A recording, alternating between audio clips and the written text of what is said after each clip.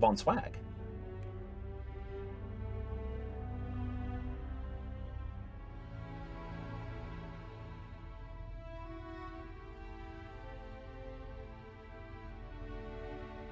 I am the Ennius of Vans. I am the stormiest of songs. Oh boy, here we go. So you guys are still playing through 1 right now, yes? Yeah. It's very helmety.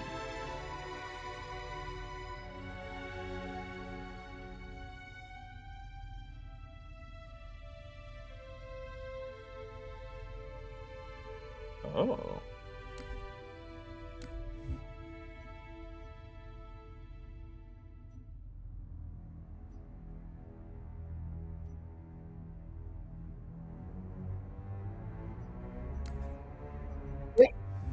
That little piece on the back of the head kind of reminds me of a Roman centurion frill.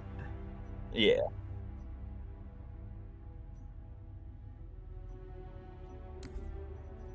Ah.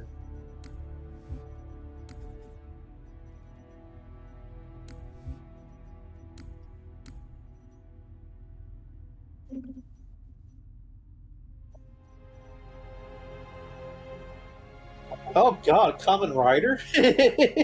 Jeez.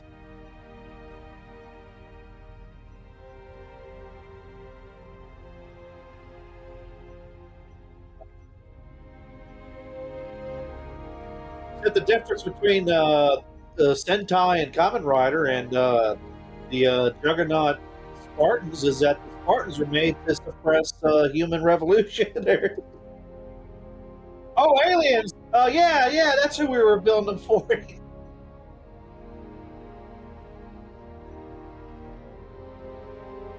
Oh, that's Guyver.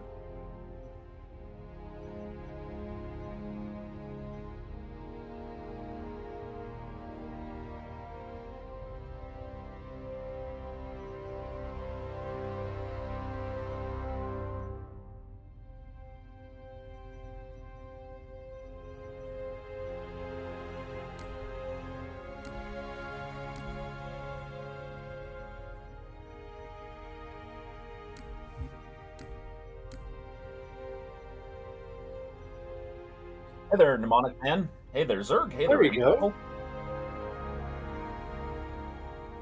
Oh God! I break your hands.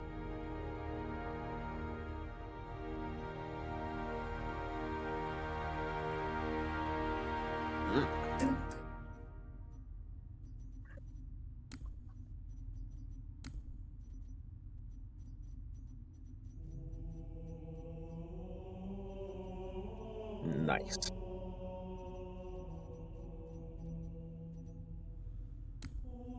Oh gosh.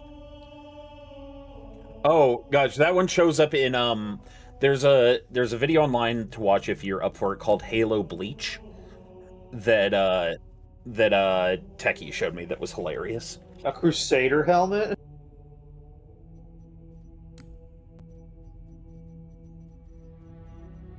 Cool.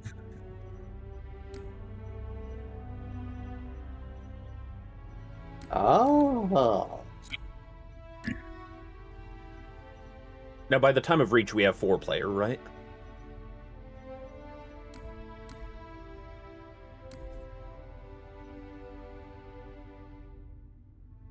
Oh yeah.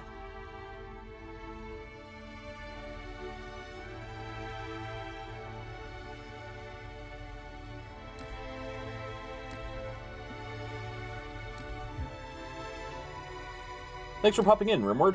Good to see ya. I should be on. Yep, Mnemonic Man. They did have Guyver in there, kinda. I watched that anime. That was hoot. I'm surprised they don't make more or do more with it. I guess I don't know what's the deal with it. Like,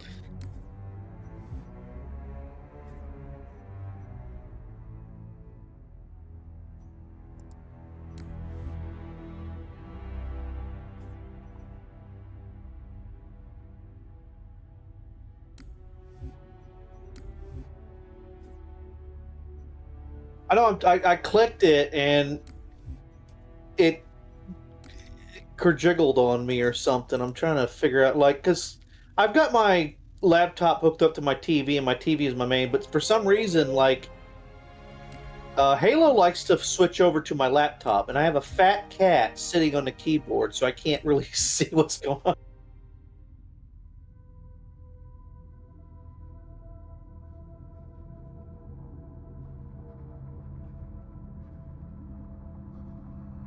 Yeah, yeah, yeah. I should do that. I it should.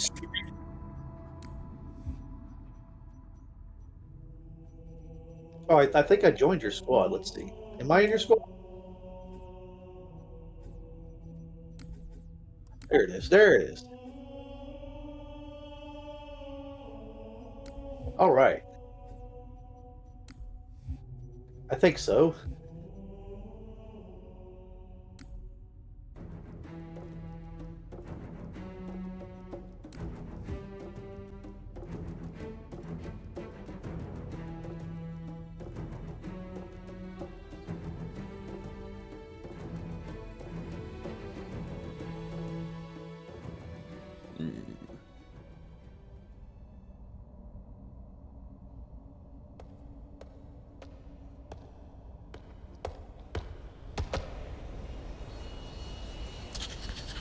Oh yeah, we got to the tank. This is as far as I can go. Roger that. We'll be able to find our way to the control center from here. Good luck. Bullhammer out.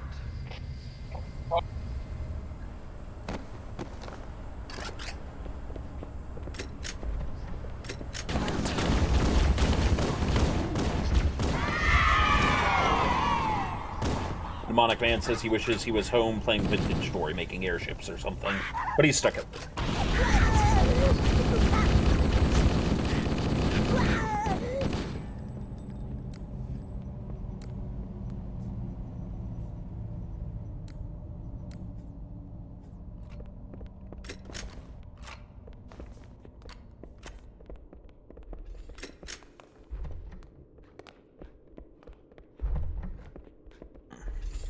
You know, a couple days ago at work, we had one of those days where you would have sworn it was a full moon. Like, I had to kick a guy out, and before he even got there, we had to kick two other people out.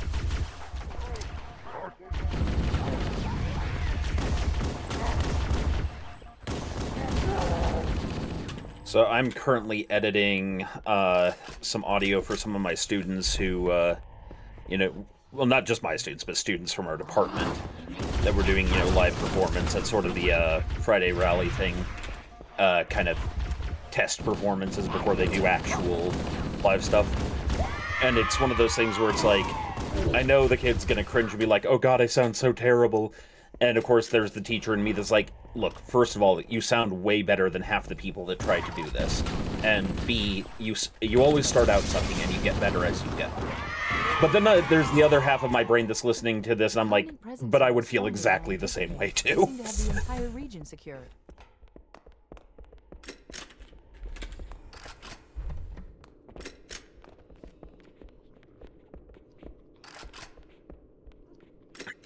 Yep. Yep. The weather patterns here seem Exactly. not artificial. I wonder if the ring's environment. Nemetia says I just finished watching something I knew would hurt, so I need something funny. Ah, yes. Well, behold. Two Southerners saved the galaxy from angry religious aliens. Chibo, I tell you what. I read you.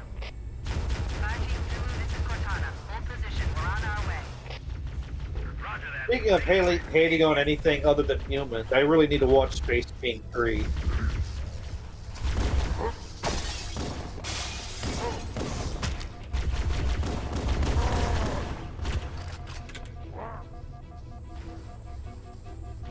Forget.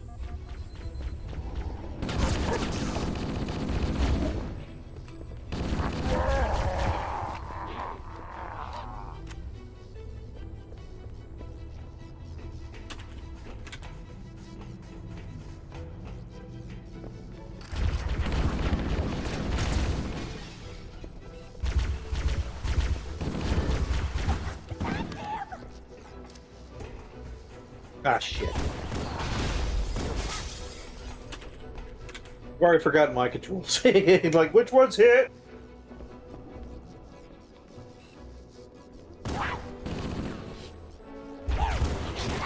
I wish I could use mouse control wheel to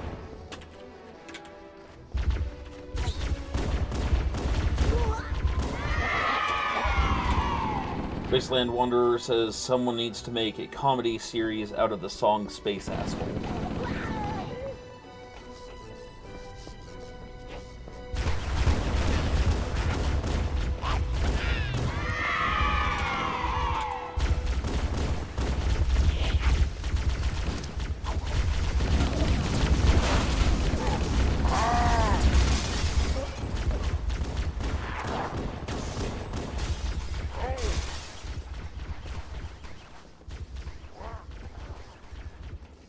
zigzag! Zigzag!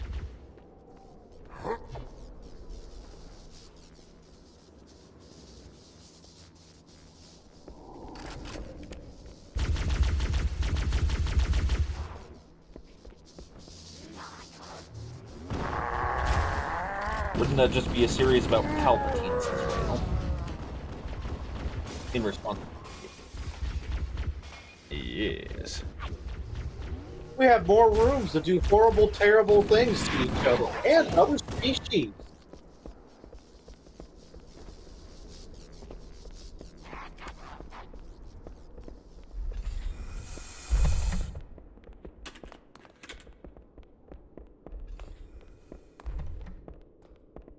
Ah! Oh! I don't like that.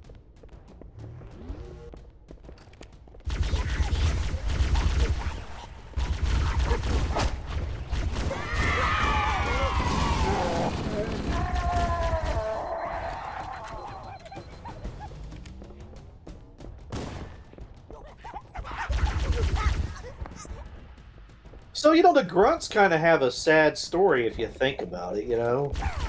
Well, yeah, they're grunts. Like, as in to say, the life of a grunt in any military is a pretty sad story.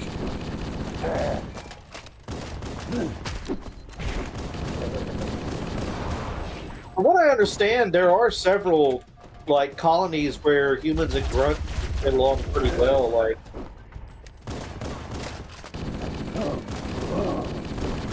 Well, I think it's, like, mostly in books.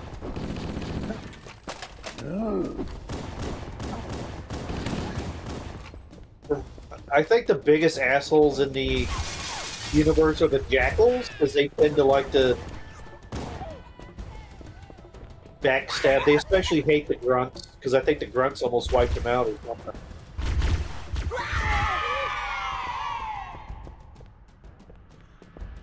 I do like the one description from Russian Badger. He's like, so what are the jackals? Oh, the jackals are like the rest of the Covenant, except for, you know, racist.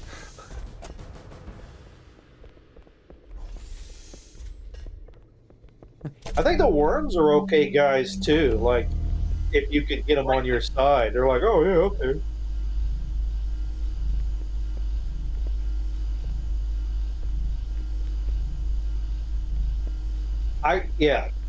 I would say most of the alien species are not actually evil, except for maybe the Groots and the jackals.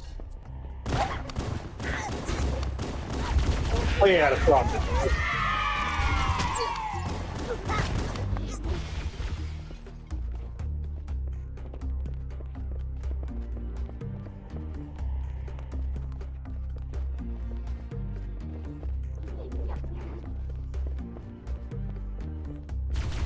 Yeah.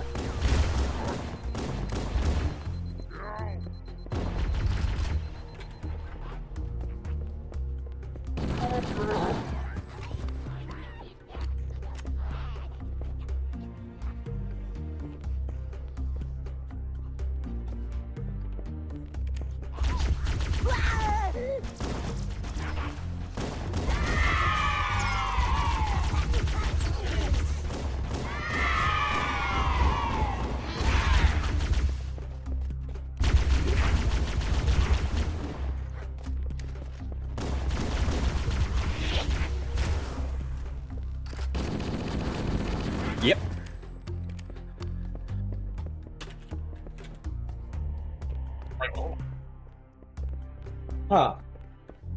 How would that work out?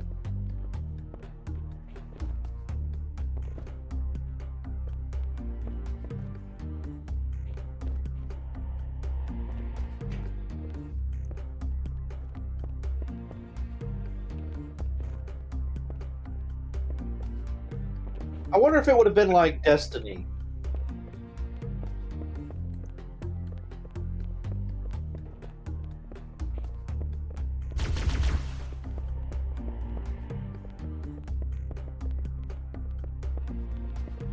Yeah.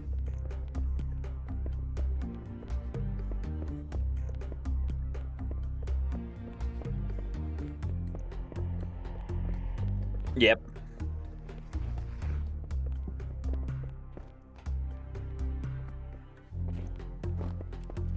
How did we figure out how to get out of here last time? This is the second time we've got stuck.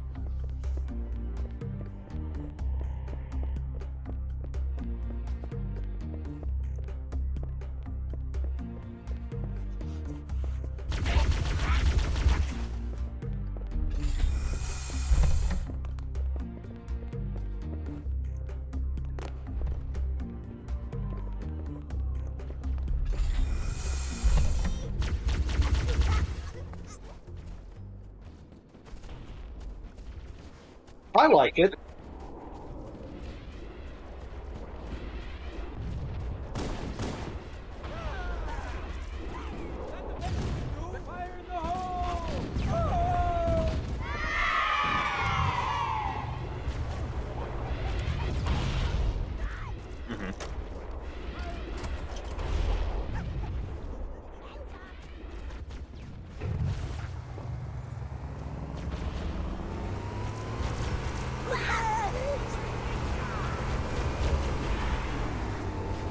Oh, is it Mike Veronica's? Ramshackle asks, I found a good question. Would you praise your child if they were bullied out of their food and decided to rig a cupcake with laxatives, knowing full well the cupcake would be taken from them and eaten in front of them by the bully?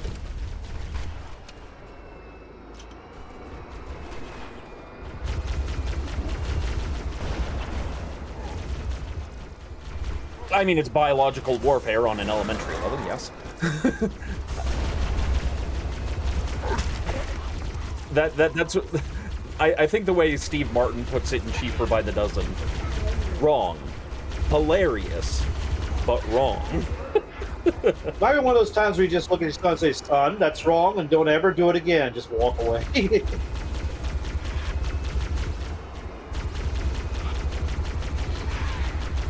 Oh, yeah.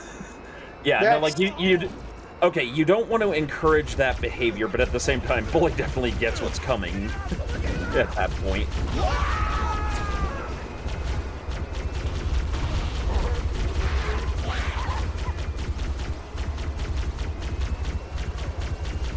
Well, that's, that's why you don't want to do bad things to people, because somebody worse is going to come along and mess with you. It's like that's not how it should work, but hey, It's just wisdom.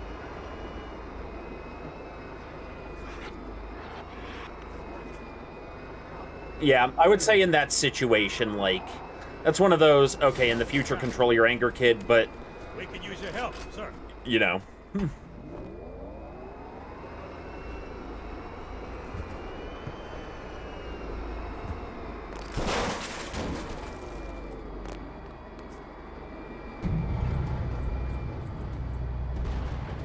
let's go. Let's roll.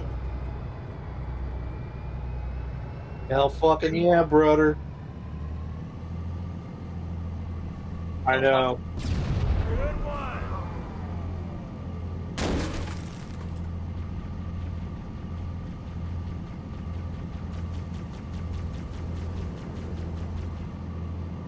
The Covenant placed their tanks to defend the entrance to the tunnel.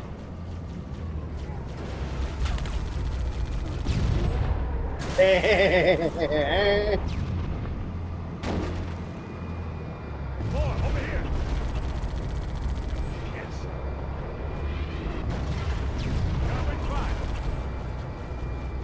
Oh yeah, but one of the students, and I'm working on his song right now, Hell, he came out and had the piano ready, and he looked all super nervous, and this is one of those like almost a Susan Boyle kind of moment where this very mousy kid comes out and then just whips out and starts playing really beautifully on the piano, and does Simple and Clean from Kingdom Hearts, like the full like grand piano version, and like I'm just sitting there like, okay, if that could come out of somebody that small, nervous, and shy, then there's hope for the rest of us. Also amazing. but I'm dead. Well, that's all right. I'm not. Silly Chiefy. Don't you know the difference between a ghost and a banshee? There we go. Why, yes. Yep. I do like the Pillar of Autumn as a name. Like, there's also like another. What's the name of the alien ship? Covenant ship here.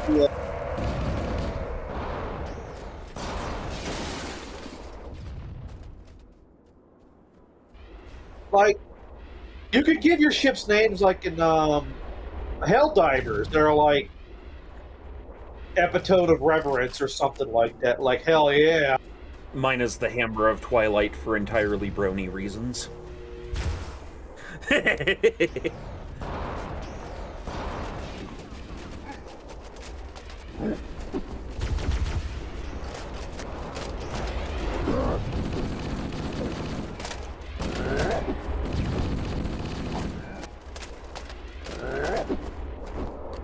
In Stormsong's game, I wanted to name our ship Sovereign Indifferent.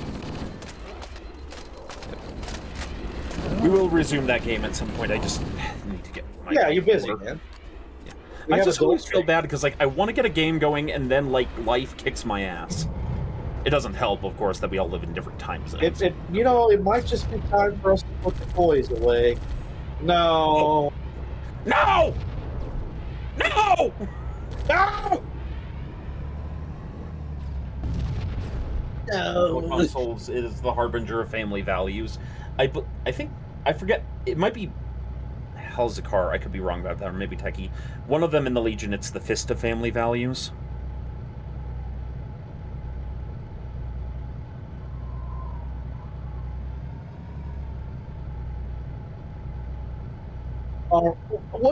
Which edition of Windows was it where you could go into your settings and you could take the recordings of the AI from your Mac and put them into your startup system? Oh, hello. Yeah, XP was the shit. Like, I turned my computer on and it starts going like, all systems nominal.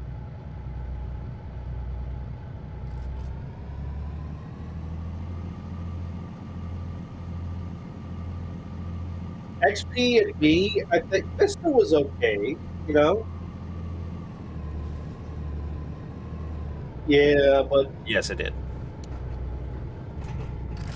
they're fun. Das Boot of Van Zant, says Ramshackle. Wait, what would? Oh god, we gotta ask Tex. What's the local operating systems like on Van Zandt? Like, do they have different ones? Like when you go to a school or a business, they're running something from like 300 years ago.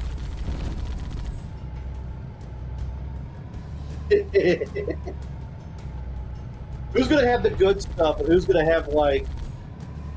We have XL back from the Kerensky days.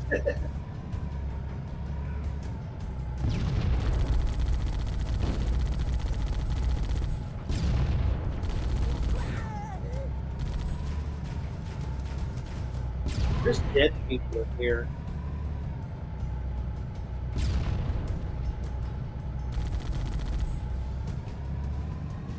There's a dead hunter over here. Oh god, what is this? Missile launcher stuff. I mean, I don't see the missile launcher, I just see the ammo. Grab it all the Oh, same. wait.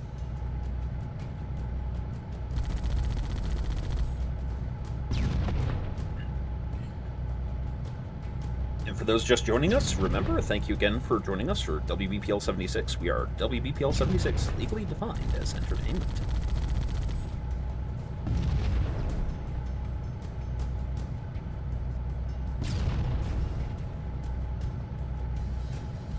You're welcome. You're welcome.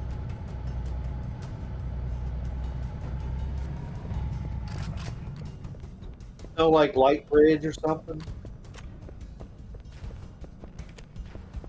Man, just give us a toy that we can only play with for like 5 minutes, man.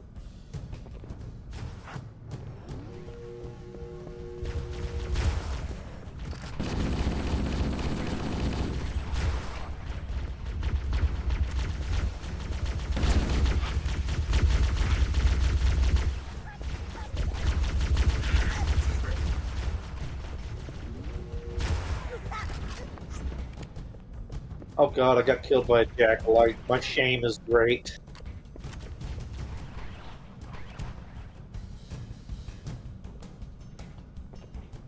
I often feel that because I spent most of my cognitive growth period playing turn-based games, that I didn't develop the neural pathways for fast-paced games like first-person shooters and shit. Because when I play games, I like to take my time to figure out what I'm doing.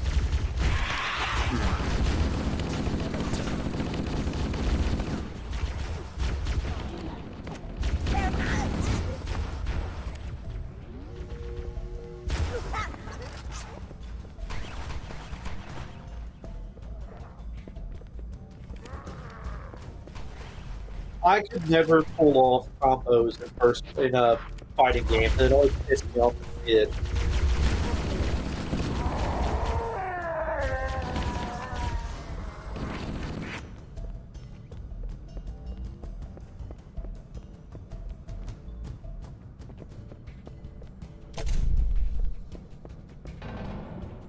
Well, the funny thing is I think one of the reasons I was bad at it is I was trying to pull them off as quickly as I can. I think I need to slow down. And I know that sounds like a weird thing. Yeah, yeah.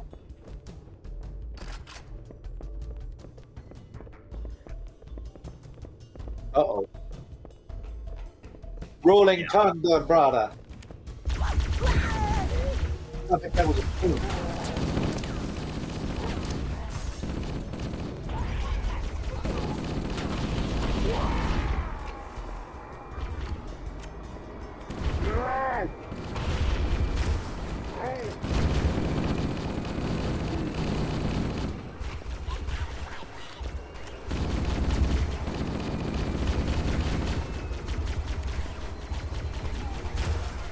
Sorry.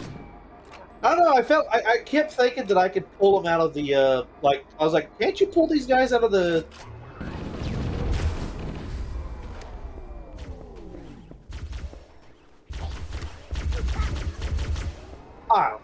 I don't know. It's so long. The last one I played was 3 with the big scorpion. The last one I played was what I think should have been the last one of this series with the brute. I think. Yeah.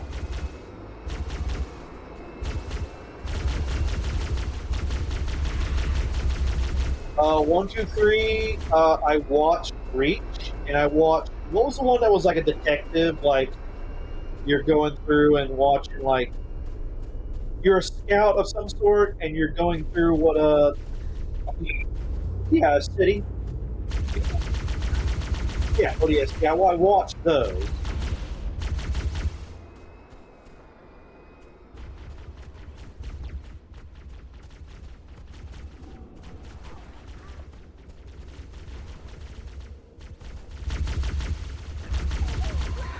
Well, I don't want to spoil. I can't say it because I don't want to spoil anything. But I'm like, I don't know if it's 3 or 4. Maybe I did play 4. It's the one where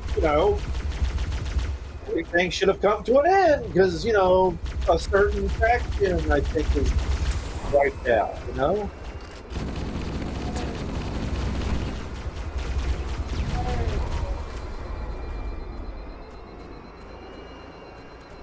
Which one is infinite? Is infinite like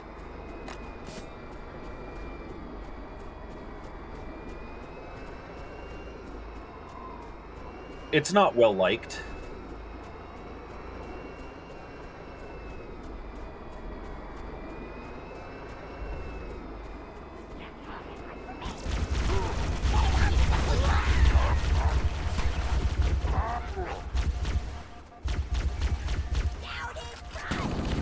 oh,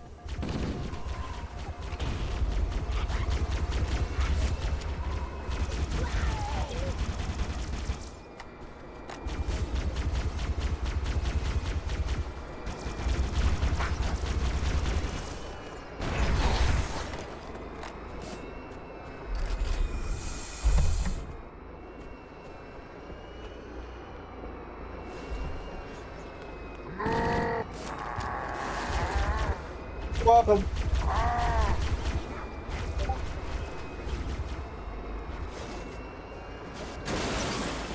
Well, there aren't that many games where you can't bring the vehicle out inside. You know, you just gotta do it.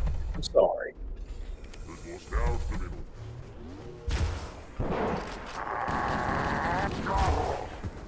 Oh man, it's almost as if leaving that shit.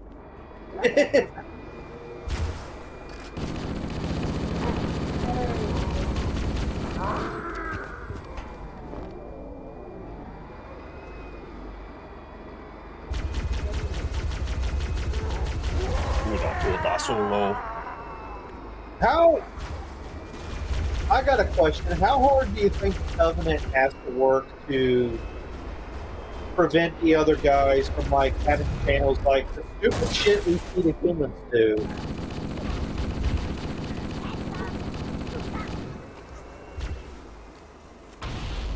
Oh shit! What was that? God, where did they go? What? Oh, Plasma grenade was on your foot. You got the boom boom fuzzy.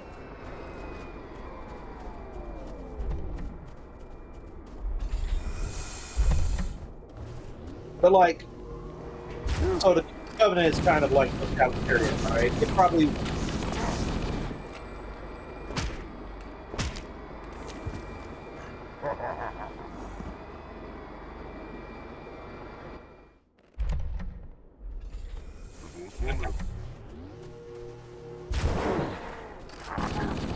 Like, they wouldn't want their guys watching videos that were like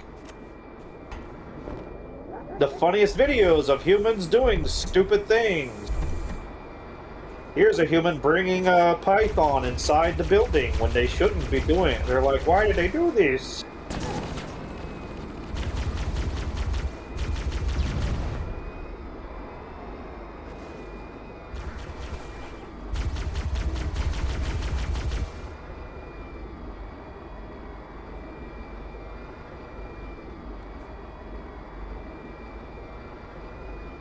Shut up, whacker!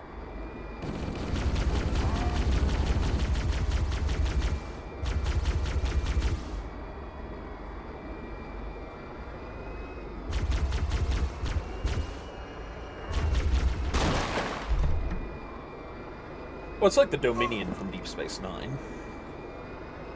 That's all right. Well, I always figured that the other races are working with the Covenant because they're forced to. Because like, mostly the Covenant has like just advanced technology that allows them to suppress like the other races, and like the Arbiter race, like they're probably one of the strongest warrior types that are allowed them to police the other ones, and that's why they let the Brute take over, because they're like, oh, well, these guys are stronger, so. But it's also more like the Sangheli are harder to manipulate than the Brutes.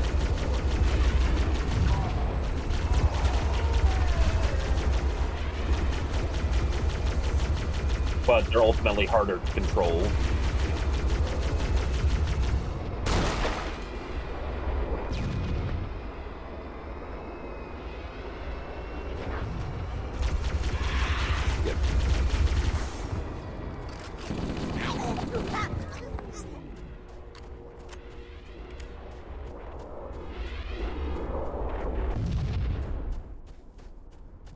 Yeah. Sort of a greater good mentality.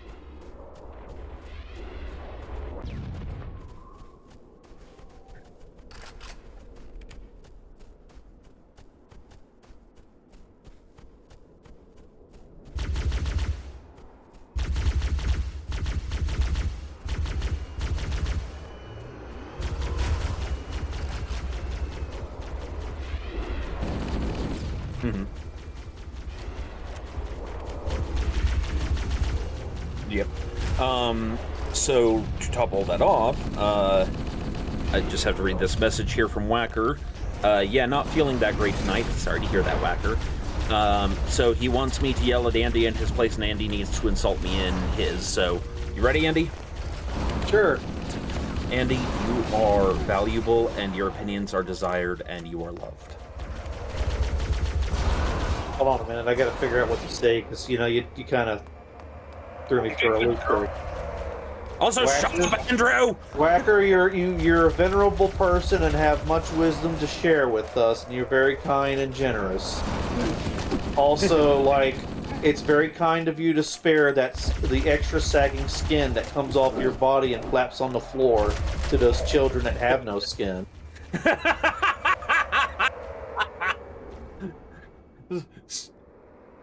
So apparently people are having some trouble hearing Chief. Why is it? Hey, yeah, it was audio settings. Yeah, no. Oh, there you are. Yeah. Okay. Well, We're I'm back. dead. Sorry. Oh, fuck. Alright, standing back here. Yeah, that was... I had some audio fuckery earlier in the week, and I forgot to change it. But now, we're good. And I need more gun. There's more. Also, thank you, Whacker, for being... Like, somebody said earlier they had a hard time hearing me. I didn't put it together that I was...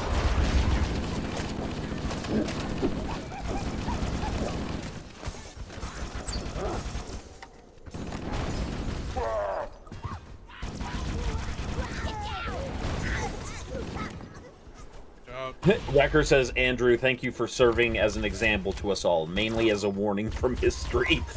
No, you're correct in saying that. I often think that myself. Oh yeah, and Sparrow sent me this yesterday. Whacker is so old. Back then, men were men and women were ribs. I thought the Covenant had a Oh my. Those of you who know your Bible will get that joke. Read the Bible. That says the Bible. Do you question the words of the mighty Jimmy? Aqua Teen was a TV show that existed. I love it. It was a show, and no one can take that from it. I say that as somebody who watched it religiously. It wasn't good, but I did love it. Oh, it was good in a way that if you enjoyed it, it was good. Oh. Yep. Sniper. Yes, Frylock, I am your mother, and I am a 9-layer beam breed. Oh, that's neat. That's neat. Neil, the drum solo of life! Yes!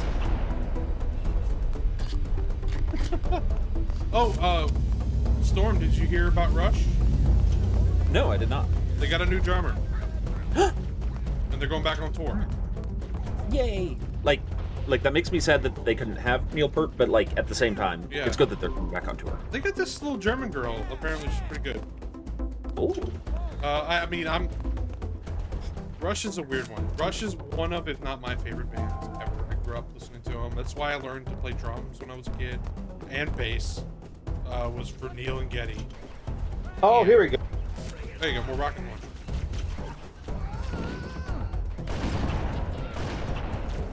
But Getty's voice in the last couple of chords, one hidden right. One hidden right.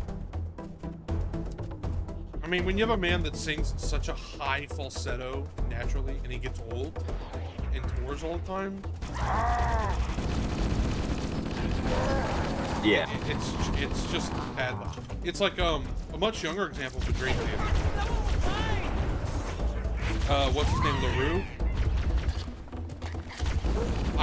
Yeah. He's hit that point that a lot of high singers hit, where I just can't do it anymore, and that's a shame. Yeah. Hey, life over here. Health. Oh, thank you, Andy. There's two.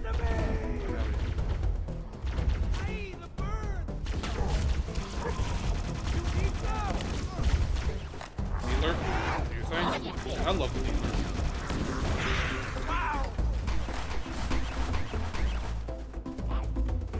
Master Chief, the Covenant have taken a position in those rocks above us. We need to get up this ridge. Shut! Marines, hold your position. We'll handle those guns.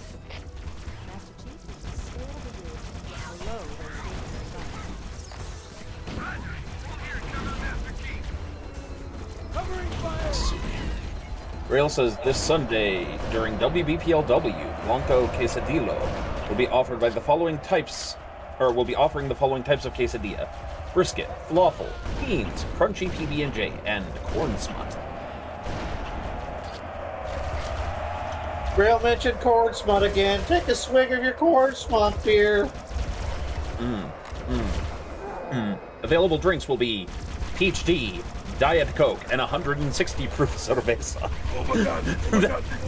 That'd have been my suggestion. Well, wait.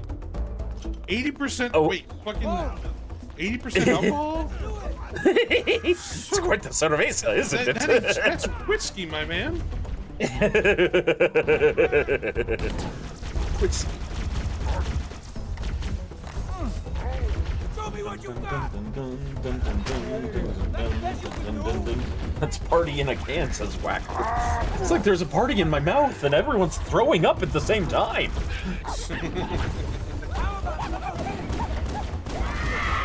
Hell yeah. Alright. Get back here. And remember, people, if you see a little yellow triangle going around, don't shoot underneath it. That's your friend.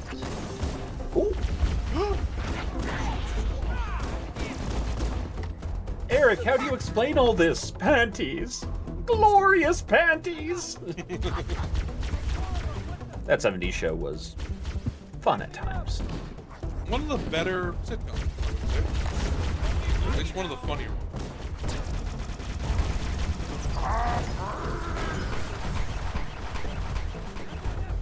Alright, watch out. What's going on here?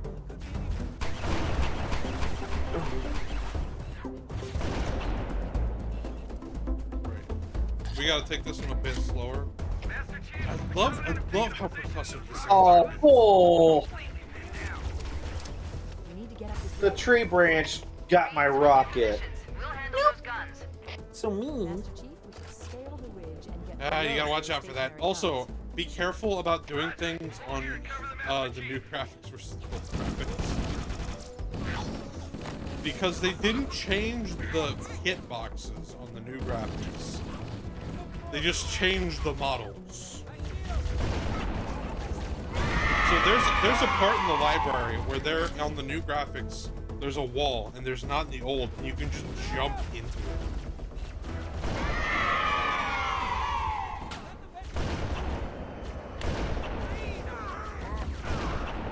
And Whacker, I just sent you a gift so that you can feel better. I'm actually not being ironic this time. Like, I want you to feel better. Fuck, oh fuck, oh fuck, oh fuck, oh fuck.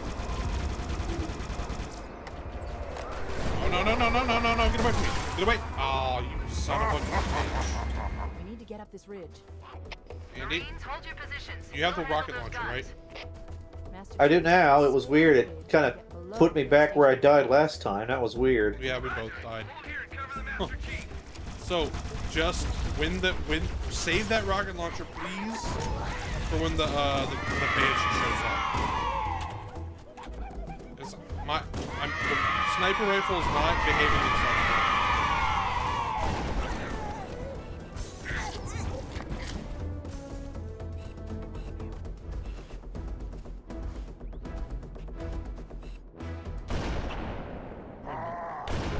Ooh, bitch.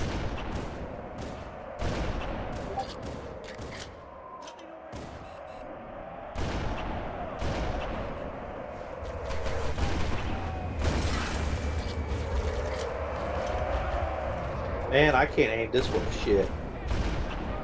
Don't worry about it.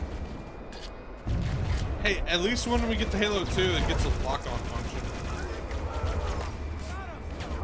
For vehicles.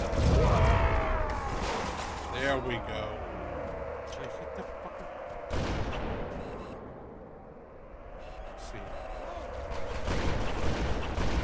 Enough when I say so. Ah! It's like Space Invaders all over again, ironically.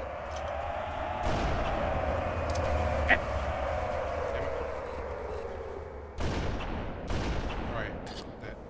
Yeah, yo, Simple and Clean is such a good song. It's such a good song. Got it! Yay! Oh. Alright.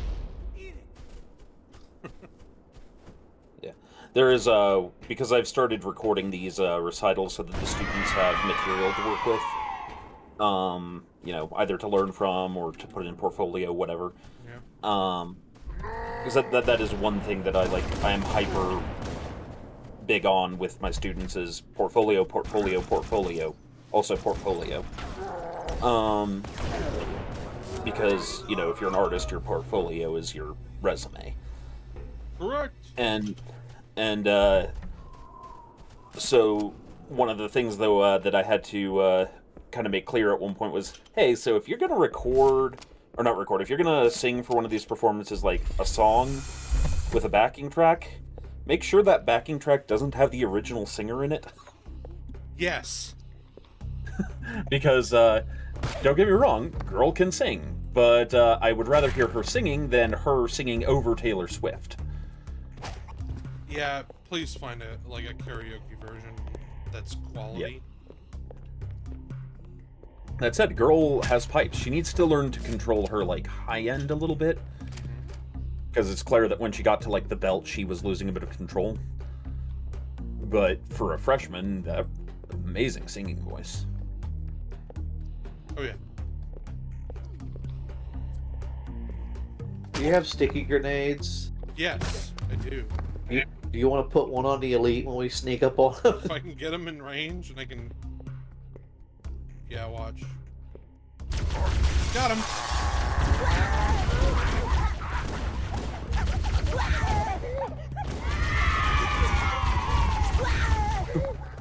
Yay! Silly grunts with their birthday parties. Have we gotten to the angry head crab boys yet? Oh, no, we have not. No, Okay. no, that's on its way. That's on its way. And Andy and everybody, make sure to have classic graphics on for that. Yes, what with that lighting and all. Just yeah, that.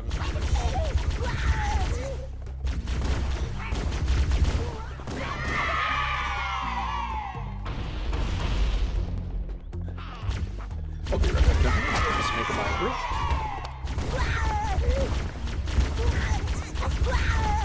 Actually, Simple and Clean is the song that sold me on Kingdom Hearts. Because when I originally saw the poster of it at Blockbuster, I was like, Final Fantasy and Disney characters? This is stupid! I was legitimately mad about it, but then I saw the trailer on TV play, and the music alone, just sold it to me. I was like, this is the best thing ever! It's certainly. William Burr was such a great character! Kingdom Hearts is one of the always wanted to play with. Never had a so I played the Chain of Memories and the DS 358. It's weird because it's got so much backstory. I hate video games that almost require you to read books to understand the lore. And to be honest, I think Halo does that to some degree. Well, yeah, but you don't have to understand it to enjoy the game, right? I know, The but story of the game is pretty plain. Yeah. But I never understood the whole thing with the AI until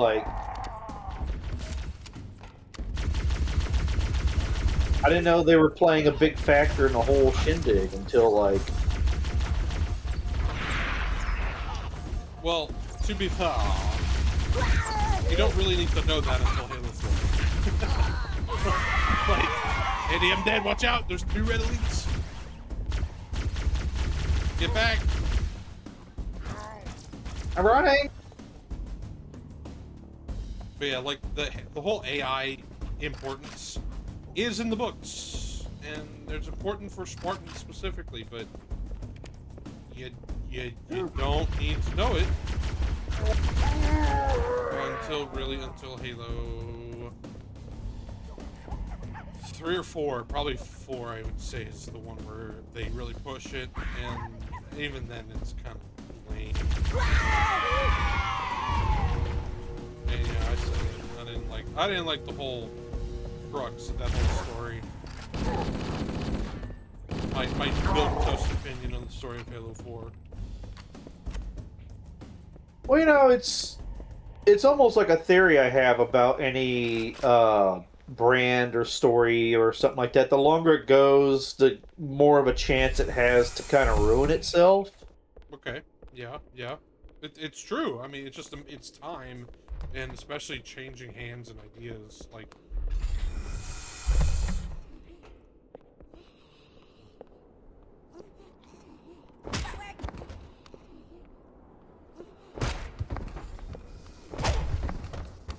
You know what? They need to make a game where you play as a grunt. Like, you have a little adventure as a grunt going through, like,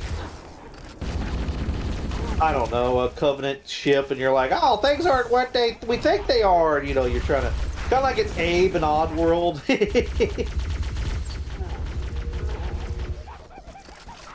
that'd be fun.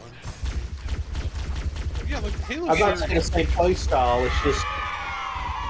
Like, story-wise, yeah, I get you. It's just so funny for Halo because this series brought the FPS to the console effectively, right, and made it successful. And was Microsoft's bread and butter for a while. And they didn't do a whole lot besides the main games and a bunch of marketing. The books, obviously, which is great. But, like... Don't forget to let your shield recharge every once in a while. Oh, I need a new battery. Get back here. The opinions posed by those playing on this channel do not directly impose those who own the BPL and any other subsidiary. Yes.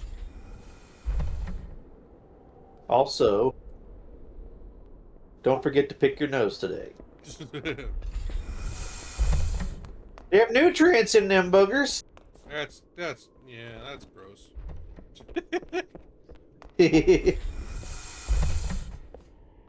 See if we can. Nope, can't really fucking sneak here. Where are you? Get back here, you bastard! No ammo. Where's my needler? Where's my needler? There we go. You know, I'm going to say this, and I'm probably going to, you know, it probably just shows how kind of sad I am. Well, this game needs more health packs. This game is. Whoever built the Halo system should have some, like, first aid kits every once in a while, you know? Of course, knowing what the Halos are for, I can understand why they wouldn't.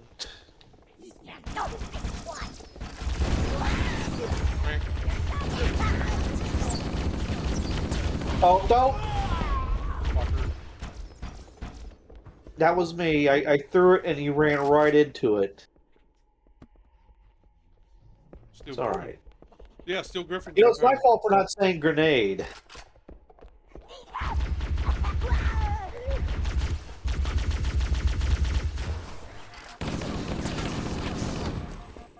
But yeah, Steel Griffin, you're entirely correct to the marathon. I still need to play through Marathon 1, 2, and 3.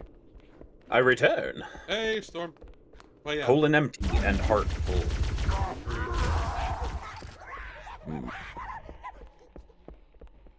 But yeah, the Marathon one's all about AI and Eldritch Abominations, which to be fair, very much Halo as well. So, less so on the AI part. Yes. Back up, back up.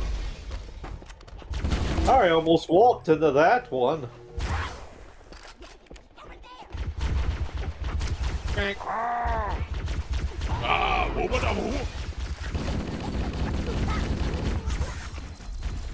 got a door over here.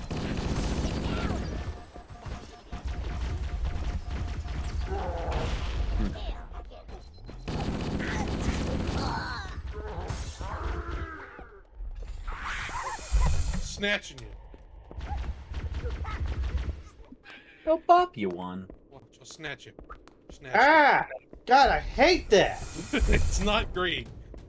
It's really It's not so... great. You know, this is the best way to define what discombobulate means. That feeling you get when you teleport because of Halo.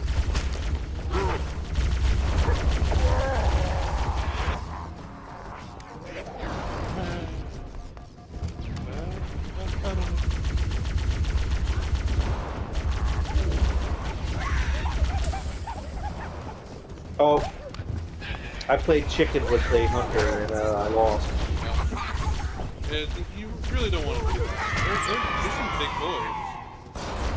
Well, they're actually quite agile too. Like they know how to dodge a grenade. Yeah. Better than I do. Alright. So actually, let's take this time. Storm Super Chief. Yep. Why don't you explain what the hunters actually are Yes. to chat? Okay, so the hunters, for those of you who don't know, and I really don't remember their name, but the hunters, and if you see their models, especially in later games, they are actually a hive creature of worms. There are 1,000 tiny different worms running that battle scene. And I think that's I think the scarab is also a bunch of worms yes, too, right? the scarab and the hunters are the same species. I believe. Well, what I mean is, like, you would think the scarab is just a giant robot, but no, it's... I don't know if it's one colony or just a bunch of colonies working together. It's, I think the colony size really changes. Ah, I got it. Thank you, Andy. Back up, please. Sorry, I'm sorry. Oh, the Lekgolo. That's right. Thank you, boys in chat. They are the Lekgolo. They know the thing. Yeah, and Wrong way, I think wrong way. the Arbiters asked, like, hey, you want to join the Covenant? They're like, oh yeah, sure. I don't think they had to fight them too much. No. Could be wrong. Because they were already kind of a collectivist species to begin with, and they were like, bigger collective. More benefits. Such explosive. What? Oh, God. Such explosive. Hi. Oh, I forgot about them. Hello.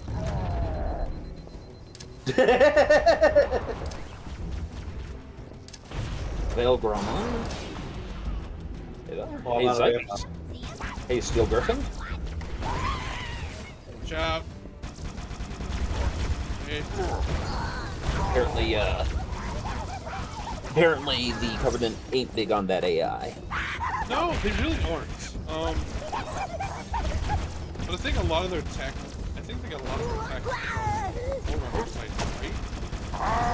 Yeah, don't they kind of consider the Forerunners like their gods or something like that? Or I don't know if They do. they don't see them as another alien species that was super advanced. They're just like, oh, they're angels and shit. I believe that is one of their tenets. Which is why, even though the Prophets ultimately disagreed, the Council of the Prophets initially deemed the failure to prevent the Marines from setting foot on Halo as heresy. Heresy!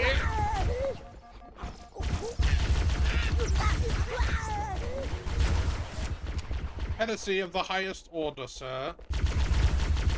Yes. Oh, get back, get back, get back. That's a jackal without a shield. He must have a story. Oh, that's... I don't use that's- shields. That's skirmishers. Just you fucking wait. Oh. Jackal snipers are the worst. Oh, what? The worst thing they added in Halo 2 in terms of enemy. Because they just, like, you turn a corner and then your head's gone.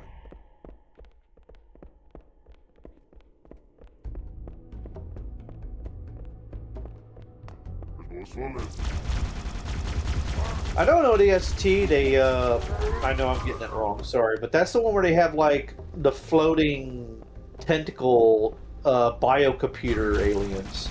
Oh, that's the engineers. And like, I love the guys like.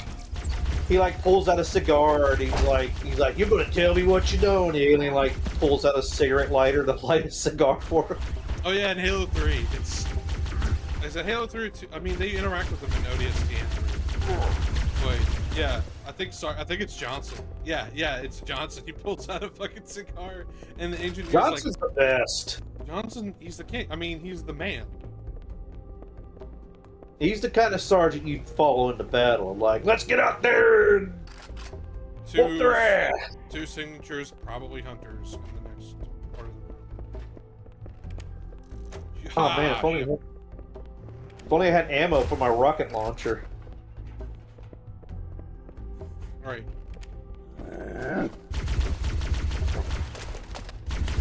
But like Johnson's one of those things, like he became an accidental amazing character. So in this game, I don't remember if they give him a name. But He has a couple lines, Yes. but yeah. And then in 2 and 3, he just becomes an absolute...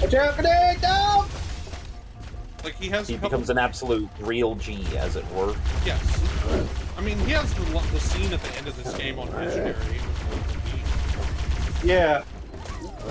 Would make you think that he's supposed to be, you know, but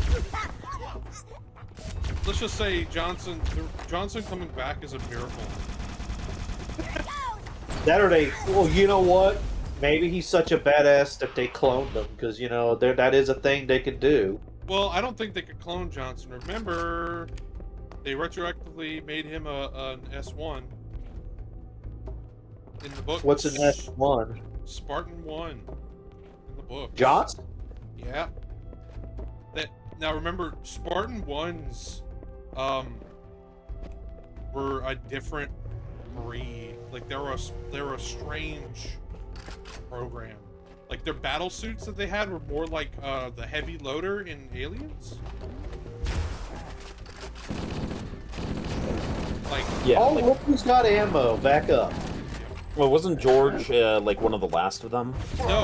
no. George was a Spartan 2. Okay, he was just freakishly big. He was a big Spartan 2, but the Spartan 2s were freakishly big.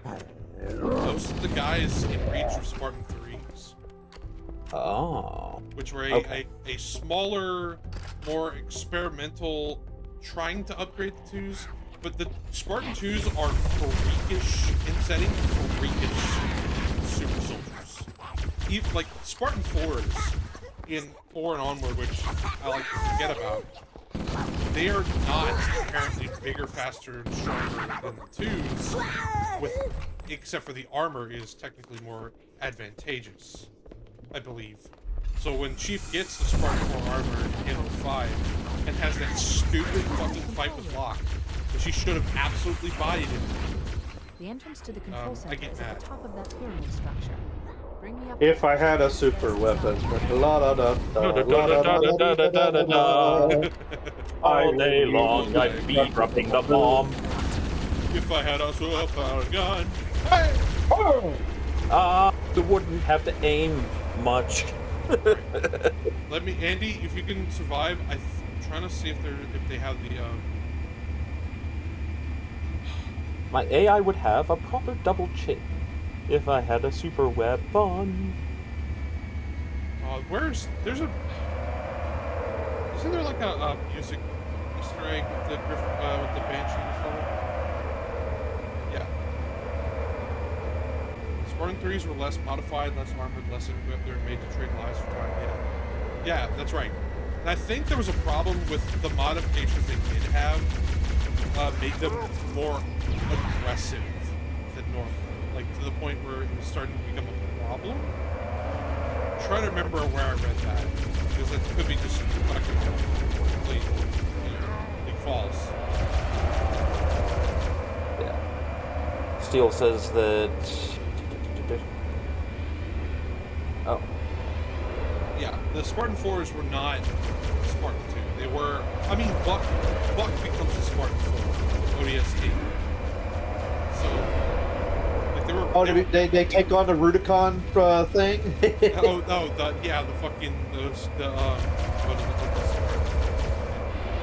Primaris shit. Oh, shit. Oh, God. They did that? They, like, had Primaris Spartans, essentially? Well, Spartan 4s were from the ranks that got modifications. Right? Oh, okay. That... Spartan 2s, spoiler alert for people who don't know, were kidnapped children. Yeah, I think that part's a reasonably well-known part of the lore. I think that's the one most people know about. Hello, TK. Yeah. But Yeah, it's a TK. But, like, they were kidnapped children that... And for those of you who want to read The Fall of Reach, the book, which I recommend, it's probably the best, if not one of the best, Halo books. And it came out before Halo 1 technically released. Yeah, because Reach happens before Halo 1, right? Like, we're actually... If I remember correctly, the Pillar of Autumn is running away from the destruction of Reach, if I'm correct. Yes, Halo... The Fall of Reach happens immediately before Halo 1. Contact Harvard and Ghost of Onyx. Yeah, Ghost of Onyx is on my list as well. Andy, are you alive? No, I'm dead. Ah, fuck.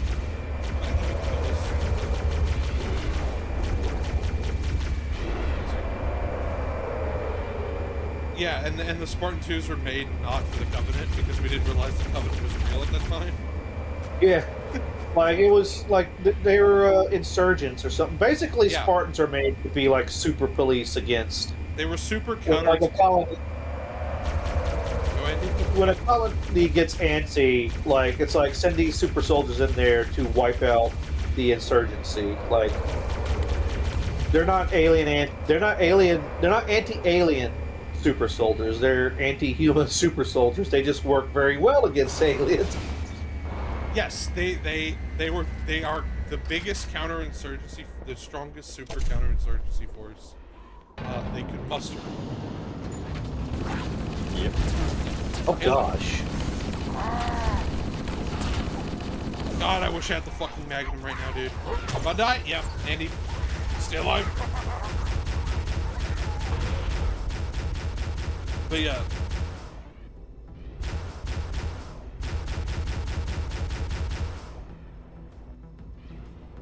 I see you. I can smell you. We both thought about it at the same time. I can smell you. Yeah. The knife is quite effective when applied to the jugular. Yeah, Steel Griffin, you're entirely correct. They were the UNSC and by the United Planets and all that. They're not, you know, they're a little bit authoritarian. They're a little bit kind of shitty, but like, it doesn't matter because there's a bigger threat, right? Also, I don't know if they were trying to say this on purpose. I think they might have had that influence. So there's like two things in Halo thematically that always pop up. One is the Bible. Yeah. A lot. John 1:17. The Flood, the Covenant, The art.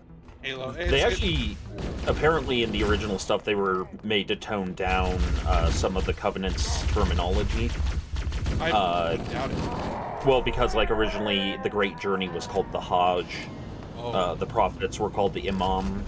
That makes a lot of sense, actually. That kind of stuff. And then, like, it was because it was based on, you know, our wars in the Middle East and such, but obviously that would have been very contentious. Right, and it's Microsoft. They're in to make a buck. They don't want to deal with that. Now, the, cutscene. Sorry, but we gotta do this after. This is it. Halo No, it's okay. Control Center.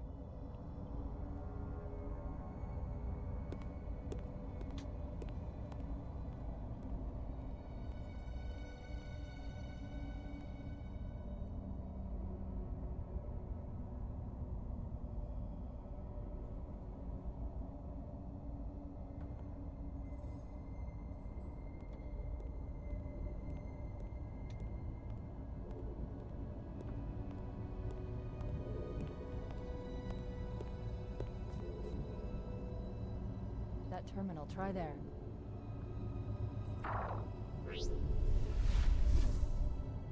You all right? Never been better. You can't imagine the wealth of information.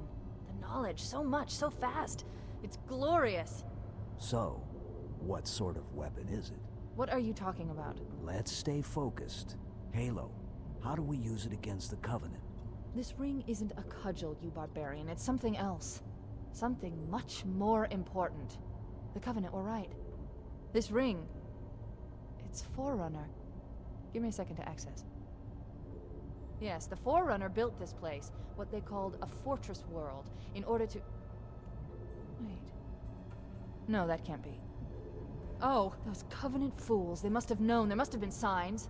Slow down. You're losing me. The Covenant found something. Buried in this ring. Something horrible. And now, they're afraid. Something buried? Where? The captain. We've got to stop the captain. Keys? What The are weapons cache he's looking for. It's not really... We can't let him get inside.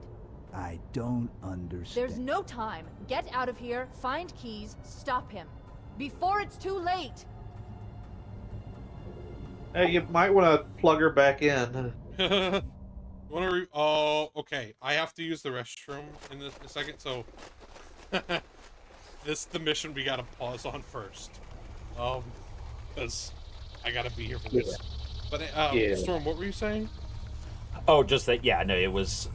And it's worth bearing in mind, there's probably more to that story I was saying than I know of. But yeah, like, a lot of times when these games come out, the original stuff that they have written down is... tends to get, you know, calmed down because the company is like, yeah, don't, you know, turn off our audience like that. Right. So first let's pause, and then I'll get back to what I was saying about the themes. 'Cause there's one more that is small, but it's always stuck out to me. So right back. Yes. Well, while he's gone, chitty chat. Entertain Andy and I. It is now your job. The table has been turned. Storm Song, there's no time to explain. It's super important. You must go now. All right. Blows up Whacker's house. Anyways, what are we doing? Wait. If you had properly known the information that I had here for you, you would not have made this mistake. How could you? Fuck you, Andy. you and your artificial intelligence. Oh, there's nothing artificial or intelligence about me. You are genuine human stupidity. So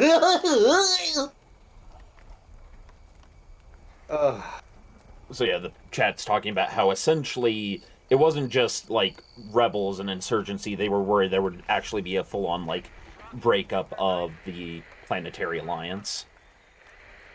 Yeah. You know, there are Sorry, so we're many back. there are so many sci-fi series where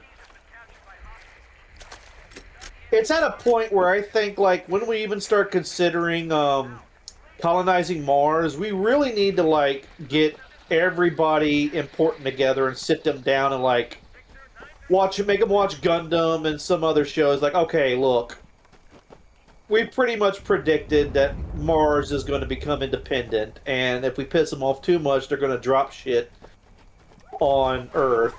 So... Well, it is... Go ahead. Oh, sorry, I didn't mean to interrupt either. Well, I was going to say, I propose, like, no one actually lives on Mars. You go there, you work for, like, I don't know, a couple of years or so at best, and then you come home. We don't need... We don't need, you know, planetary identity stuff. So... Oh, Zeke Xeon. Yeah. Yeah, so the thing there is, this is why so many I can't remember which scientist it was, but he wrote on basically predicting future human enterprises. And one of the things he talked about was, he didn't call it a feudal system, but he said that a future humanity would look something like a feudal system, and this is why so many sci-fis go with this, or space operas, really. Because if you did want to try to keep humanity united, you would still have to contend with the distances and the inherent decentralization that you could not avoid. That makes a lot of sense. Knock, knock, Jehovah's Witness. Oh my God, Crispy! Welcome, Crispy. Also, Ooh, everyone- you're on the good level. You're in Guilty Spur. Yes, we are. Yes. Also, everyone say hi to Cookie in chat. Hi, Cookie! But yeah, the one other thing that I think is just a reference but not theme is Catherine Halsey. And what's the reference there? Elaborate. An Ayn Rand novel by the name of it was either Atlas or Fountainhead. It was one of the big ones.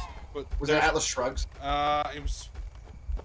It was one of them. It was either Atlas Shrugged or the Fountainhead, but there is a character in there called Catherine Halsey, very specifically. And I think they modeled Halsey after a sort of fictionalized version of Ayn Rand. It's Okay. Grill the Weight. I do not know this for certain because I've not read Atlas Shrugged because I'm not that much of a nerd. But I have. I want to say that Halsey was an Atlas Shrugged for the sole reason that Atlas Shrugged is apparently essentially the plot of Iron Man 2. And that's about a dude with power armor. And because there's power armor in Halo with Mjolnir, which is what Captain Halsey pioneered, therefore, by process of elimination and logic and words that I think make sense, I think that that's what it's related to. What the fuck did I just join? Will, Dude, we're talking I about got Ayn this- Rand. Look, I got Oh, this okay, cigarette, I got great. this board here with all the string on it, and I'll tell you about Pepe Sylvia, alright? I was just referencing that Catherine Halsey is, I believe, a character in one of her novels. And I believe How did you get over there? Okay, I'm completely wrong. It's apparently Fountainhead. It's a Alright, Fountainhead, ignore yeah, me. that Ignore me makes then. Yeah. I'm just I'm saying words. Hey, Hi, Will. How have you? Hello. Crispy, Hey, Will. hello, if you will. Hello. How do you think it would You feel? say goodbye. And, How do you think I it would say feel to be hello. Related. Hello, hello. It's simulated to the flood? Jiggles and Wastelander bring up the opinion that Halsey is probably at fault for near next to everything. correct. Well, it is. I'm just gonna put this out there. The whole like plot line of her making her a war criminal in Halo 4, I think is completely bullshit because What? if it was not for her, humanity would be dead. All right. Like So, she is literally the debate. reason that mankind is alive. So, Debate time. so what you're saying is it's not a war crime if you win. Yes. All And right. there's a lot Well, of history I can point to that illustrates that fact. look, Crispy, I didn't as know a you were- Canadian Yeah, citizen, huh? I have no comment. Yeah, exactly. Wouldn't know anything about that Manhattan Project. No, I wouldn't. Yeah. Vimy Ridge, never heard of it. Will, Hey, how have you been, Mr. Will? Never mind the fact that Hey. the original purpose of Project Spartan 2 was to deal with insurrectionists. I've Yeah, never, we were discussing that before you came in. I've never Okay. noticed this. Oh yeah, that whole situation. Oh, the What? the goop from the ceiling? Yeah, What the is goop, that? The goop from the ceiling. I wonder what that is. Jeez. What is that? It's a good question. Who knew? Who could? You know say? what it is? This is Forerunner technology. Imagine how long they haven't cleaned the AC ducts out, you know? Oh yeah, Oh, yeah. You gotta and clean this, those out. this is what happens when Yeah. a grunt has Taco Tuesday. Uh-huh. dun, dun, dun, dun, dun. Crunch Yeah, that's Wrap it. Supreme. Who likes environmental storytelling? Who likes? Oh, me. This is a lot of environmental storytelling right here. And I- It is. We locked ourselves in here and possibly all ourselves. When I was younger, I was like, I hate 343 Guilty Spark. It's too scary. But now that I'm older, I'm like 343 Guilty Spark is one of the best examples of environmental storytelling in a Halo game. Well, you Yeah. you can actually look back at that childhood experience and understand the brilliance of it because of that. no, yeah. it's true. It's like it was scary for a reason, and it's Yeah. like after watching Why a it was couple good. videos, kind of like going into the details of it, you know, and also just like upon reflection of me playing it, which is why when I played this level on the anniversary, I did what you did. I turned off What? the fancy new graphics. Hey, come here. Come back here. Come back here.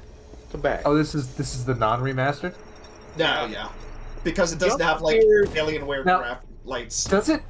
Does this let you cycle between remastered, not remastered? And Yep. whoa. Yeah. Okay, cool. Yep. Do So- those? Very cool. I- I like that I get that's the a thing in impression- remasters now. That's really cool. I do dig it. What's up, Andy? I get the impression that those two red symbols are supposed to be like satanic circles of some way. I know it No, sounds there's weird. No, that's They're supposed to Forerunner. be quarantine symbols. Oh, yeah. They're Forerunner. Yeah, lighting. I don't like it. Yeah, Because that's it's the like, don't biohazard fucking warning. go here. It's Do not. It's the abandon hope all ye who enter sign. This is not a place of honor. This is not a place of honor. It's not. The ring is not a place of honor. It really is. See, this is just like a great example of like why all that like that really eerie and like ominous sculpture work to denote or to show where there's like nuclear waste. Yeah, I was thinking of that. Wouldn't Like, work It's because this people would guy. see that ominous shit and be like, "Oh yeah, this guy." oh yeah, this guy. I shot him in our first playthrough with my sister. She was like, "Oh I my don't remember- god!" I don't remember him Fuck is shooting this us guy's problem? though. I remember him just like going crazy and talking. Is that there is a man who failed his sanity roll? Yes, exactly. Oh yeah, this is some 100%. Delta Green shit for sure.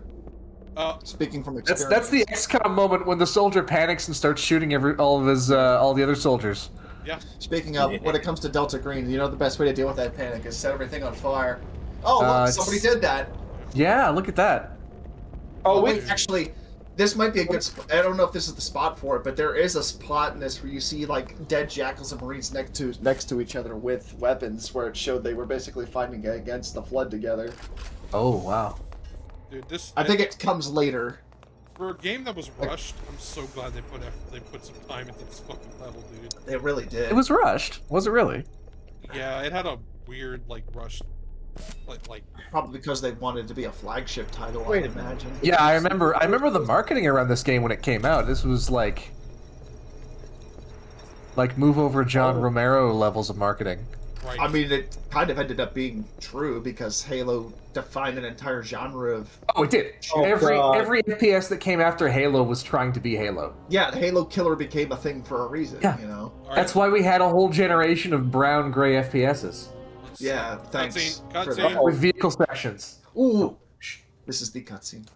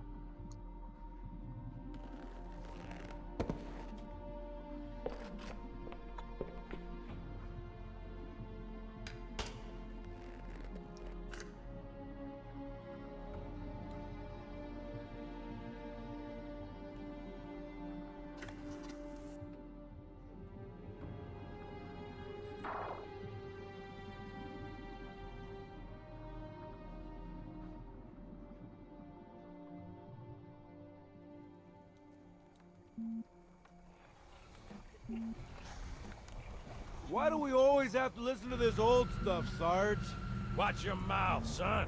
This stuff is your history. It should remind you grunts what we're fighting to protect. Hey, I if the can't Covenant use want to it. wipe out this particular part of my history, that's fine by me.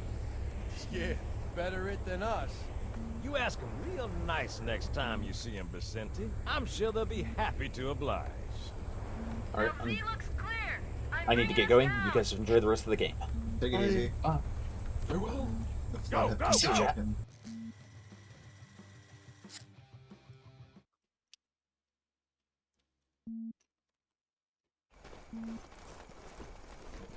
Stay close, Jenkins.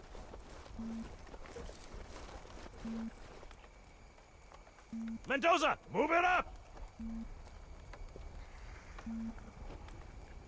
Wait here for the captain and his squad, then get your ass inside. Sir! Okay, let's move!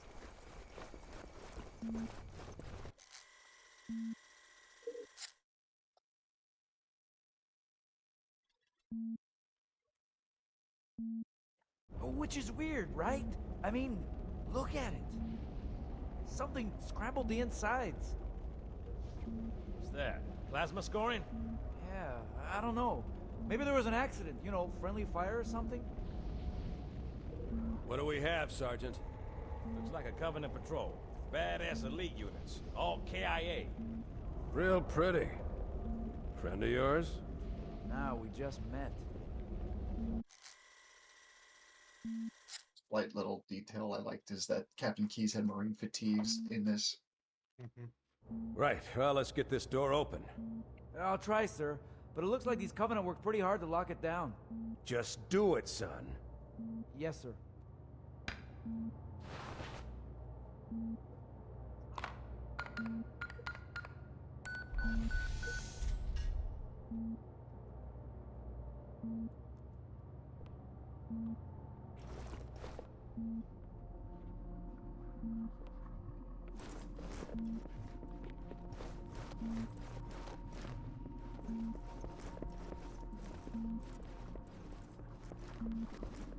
I got a bad feeling about this.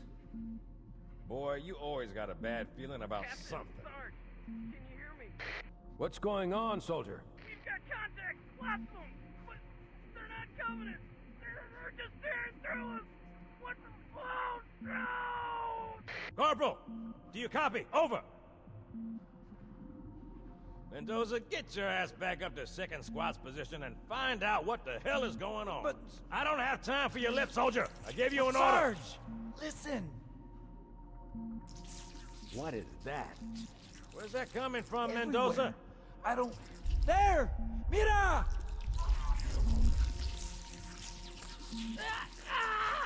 Hold still! Hold still! Let him have it!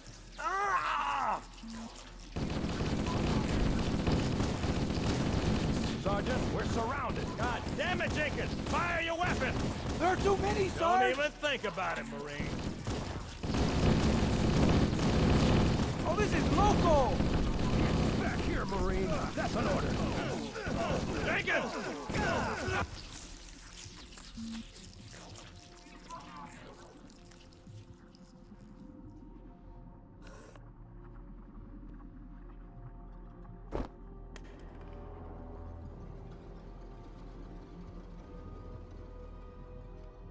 Oh, shit. We turned into a horror game, kids. Yeah, Well- I have a proposition for further military stuff. Like, if your last name is Jenkins, you shouldn't be allowed to serve because something bad's Well, going to happen to you. I don't know if you know this, Andy, but his story does not end there. Fucking private Oh, Yes, so Jenkins, the character that video was recorded of, first of all, he was at Harvest, which was like the opening of the war, as part of the colonial militia. But when he gets infected by the flood, because of it being in stasis for so long, it's weakened, so he still has some control over his form. And essentially, he's like a semi-sentient flood combat host that, long story short of it, eventually is taken prisoner by other humans, survivors, and eventually he sacrifices himself to destroy the navigation of a captured Covenant cruiser and crash it into Halo's surface because the flood's aborted and it doesn't want them to get off the ring. Yeah, it's all in the novelization of the one Halo novel, The Flood, that goes into his story. It's really that's actually one of the ones I want to read at some point. But I'm the kind of autistic lore nerd that reads wikis all the time, so. oh, here come the infected. Oh yeah, this is the fun part. These always reminded me of the Corpus Walkers from Morrowind. I mean, they're Of course, very I guess well it's because they're both Xbox games, so that they would have very. And it's interesting because I think the idea for the Flood actually came from Marathon. Probably. They had an idea for Marathon 2, at least from the Mandalore video that I saw, it sounded like they had a similar idea for Marathon 2 at one point, to have a water temple that was filled with all these beings infected with this spore virus. That makes sense. But they cut it out at the final game. Also, there's Well, the reason I think we gotta Go ahead. First, I think we gotta head back. Second, there is one, in terms of flood related, there is one terminal in the remaster. Oh, I know which one you're talking about. Yep, that one. The thing though is like every time there's like always a Jenkins, and it's like they usually end up being the soldier that gets like they're like the young soldier that gets hit. You know, like it's like the Kenny alien brings them up, like gets snatched up or something. Yeah, the red shirt. Exactly. Yeah. It is a time-honored trope for a reason. It's like those brothers that all died on the one ship in World War II, and they're like, okay, we can't let that happen again. Exactly. Yeah, something like that.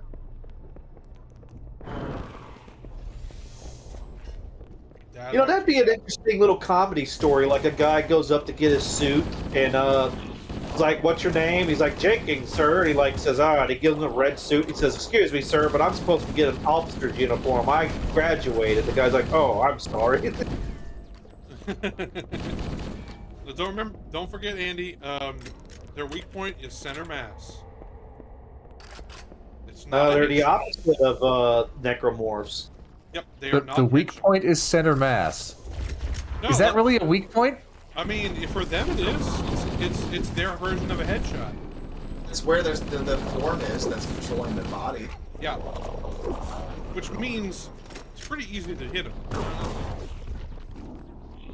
It doesn't really feel like a weak point. It really doesn't. And It is. I remember Dead Space. It was like, I'm trying to think of the word, but it was like, because in first-person shooters, you're used for going for the head or center mass, and like that game was like, no, you got to cut their limbs off. It was like that was cool. That was such a a twist of the trope, Yeah. Dead Space 1 is such a good game, and from what I've seen, It is. both the original and the remake are both very good and slightly different enough so you can have a preference. I haven't. I can play through that now. I do like the visual look of a lot of Dead Space. I've never played it myself, but I love the look of the suits and stuff and that. Like, yeah. I'm kind of. It still fucking cracks me up that the name of the protagonist is Isaac Clarke. Yeah. Like, come on, what was fucking? Was Philip Dick was taken? Matt Damon. Was Philip Herbert not taken? Oh my god, I want to see a game where there's Philip Herbert as the character's name.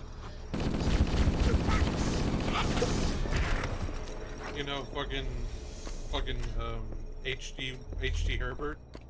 Yeah, H.G. Herbert. H.G. Hubbard. My name is Larry Heinlein. My name is Robert Hubbard. Yeah.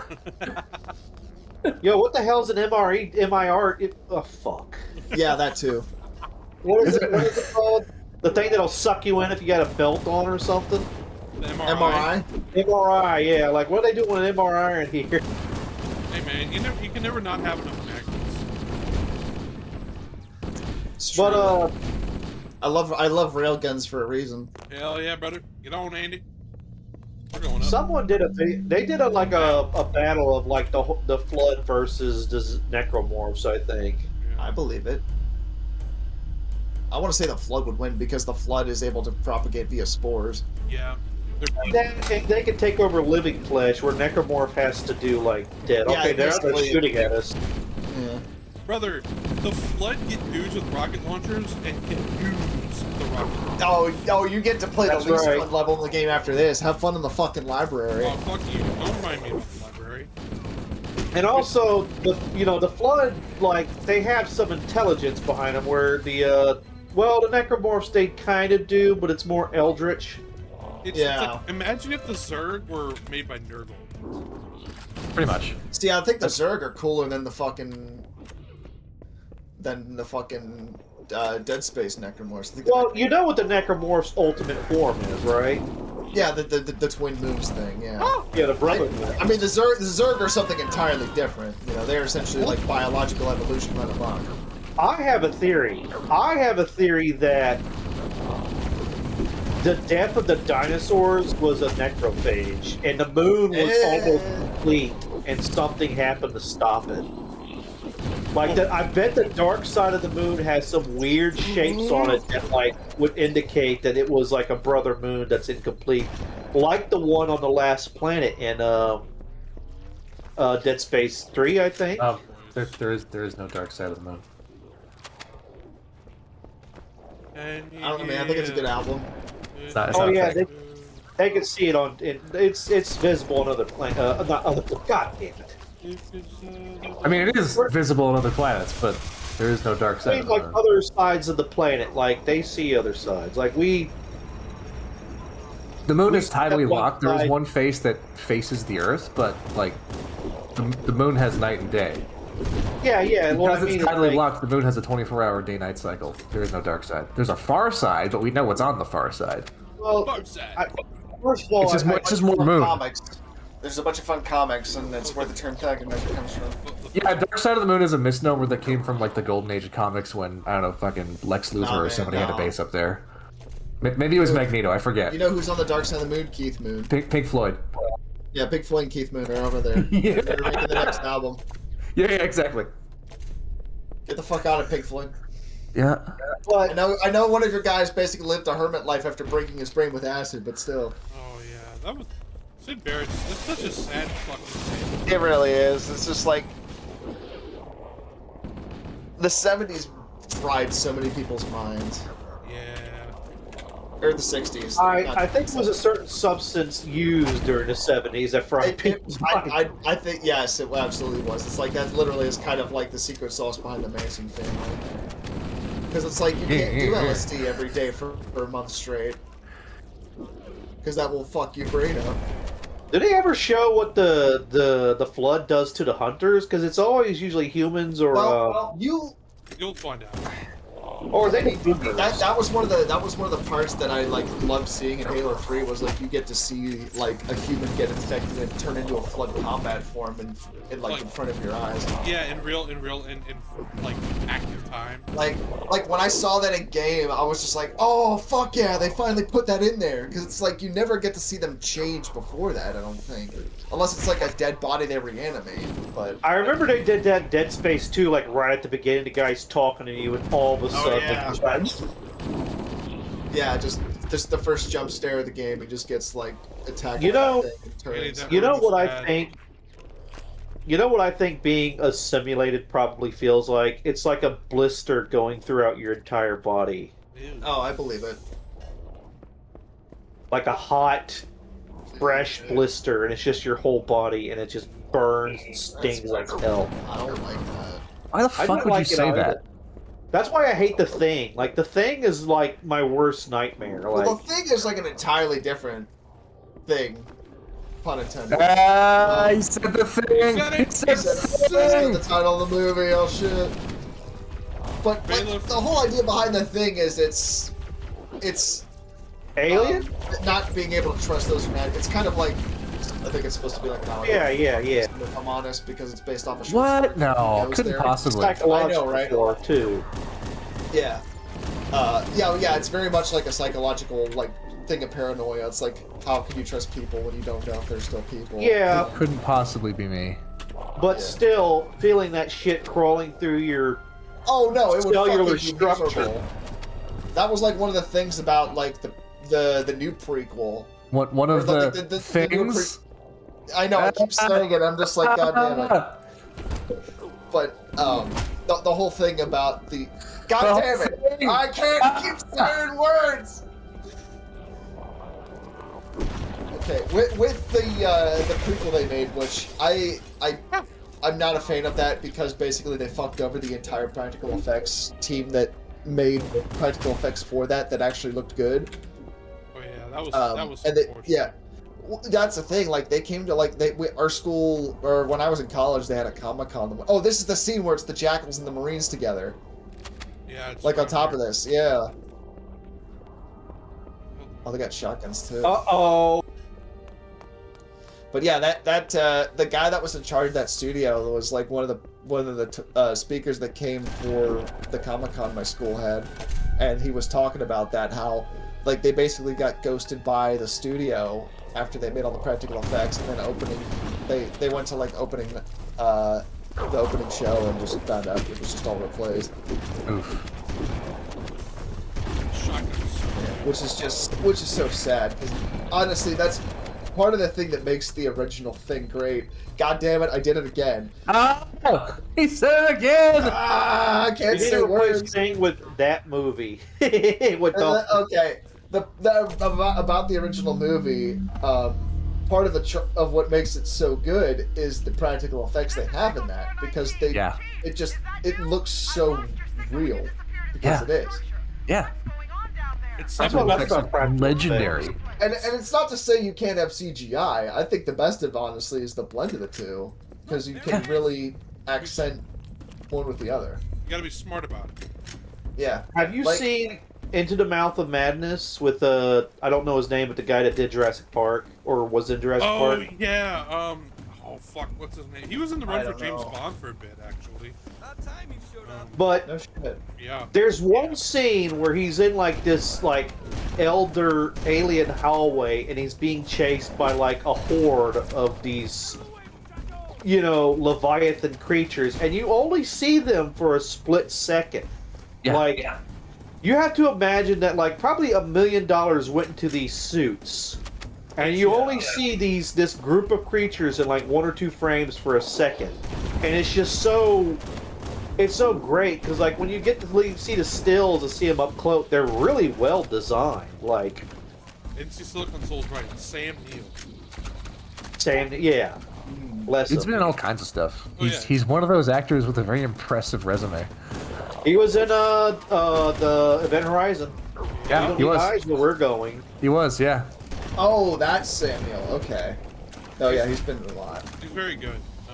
I didn't know his actual actor's name. I know who you're talking about, though. Yo. Okay, Crispy. Yes. A trilogy where Sam Neill's character is the same character. He's from Jurassic Park. After the incident, he retires and becomes an author.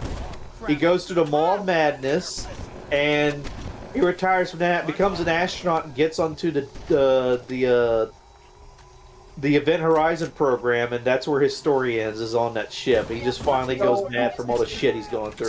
So what you're saying is you want to kind of do like the whole like fan edit, like Bateman Begins, but it's with that guy. I'm basically, like, it's a trilogy and it's the same character. He's gone through so much stuff, and like at the end, he's like, you know what?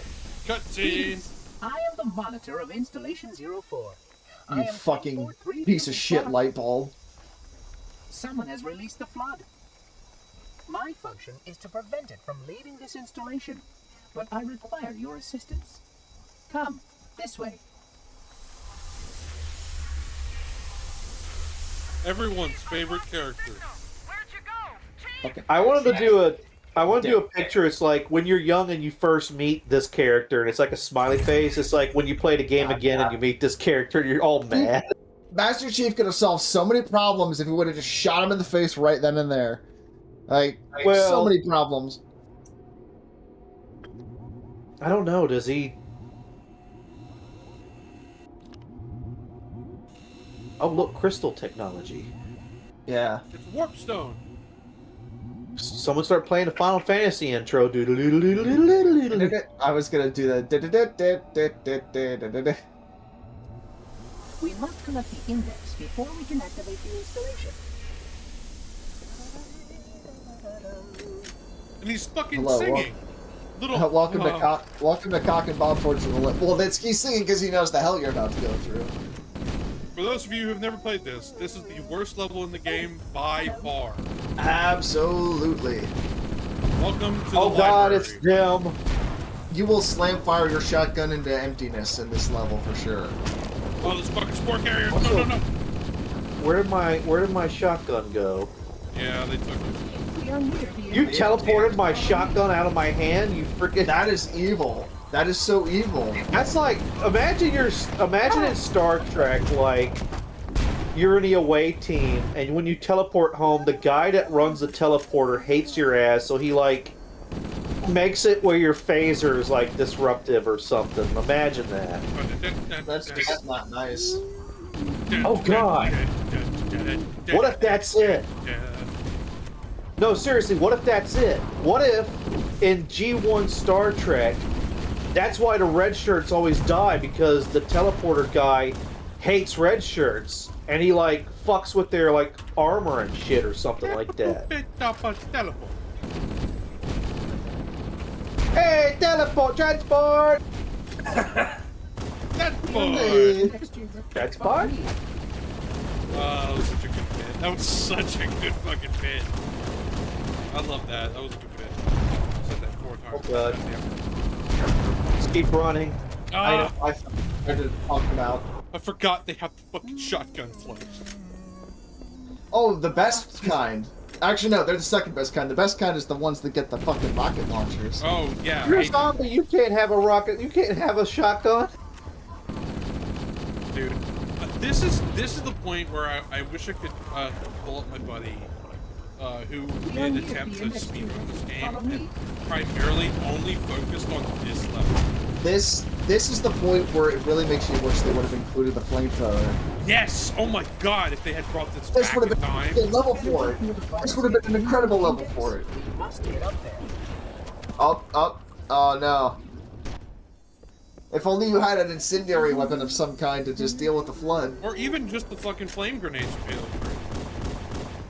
Like something, because you need something for crowd control that this level sorely lacks. And don't get me wrong, this OG assault rifle, pretty good. Not amazing on that level. No, you want the shotgun for this, and even then, that is limited by ammunition and loads. So it's time to keep moving. It's time to keep moving. And honestly, I think just not even dealing with the spore carriers. Just let them blow up. You know what? I just realized, how come he had to teleport us here and not, like, closer? Because he's an asshole. Yeah, it's 343. He's a dickhead. So, Mr. Will, you still here? Oh yeah, I'm still here. What is your history with Halo? I was a PlayStation kid. Have you played any of these? Yes, I played parts of this Halo with a friend of mine who had an Xbox. Ever played the whole? No, actually, you know what? I think we did play through the whole thing. Come to think of it. Yeah, Halo 1's not actually that long. It's really just this fucking. Yeah. Word. But I'm familiar with the story beats of the Halo series. I never played any Halo game except this one, though. Well, if you want, we will be doing 4-player co-op once we get to the ones that have it. Cool. Ooh. And so anybody who wishes to join is welcome. I think it's probably going to be me and Andy, unless he's not available for Halo 2 as well.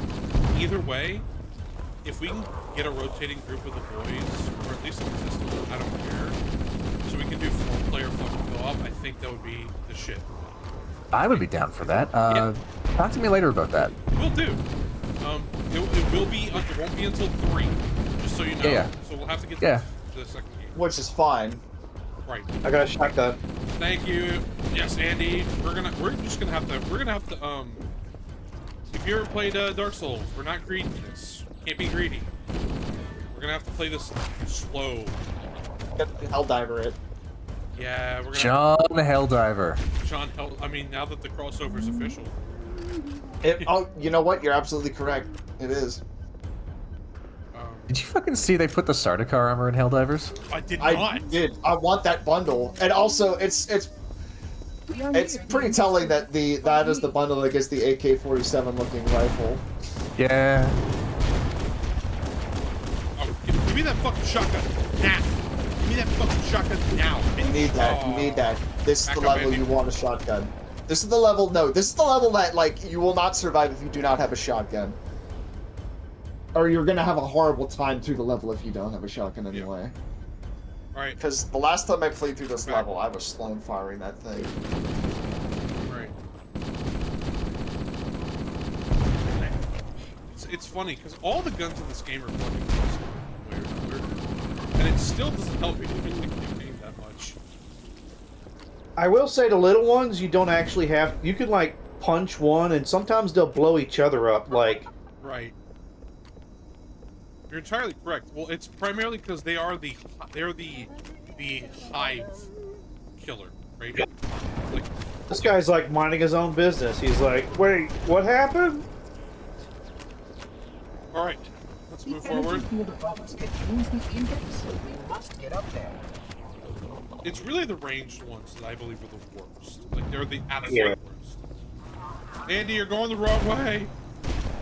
Andy!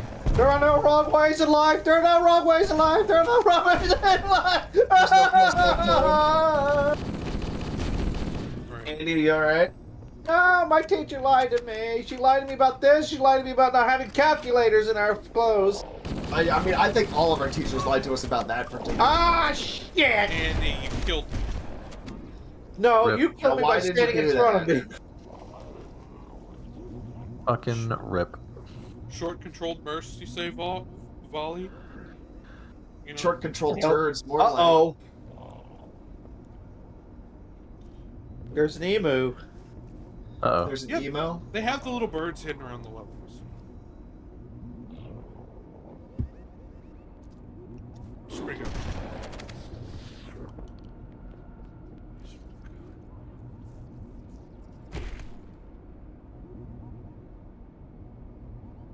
Are they still chasing me? Yeah, no, they don't stop.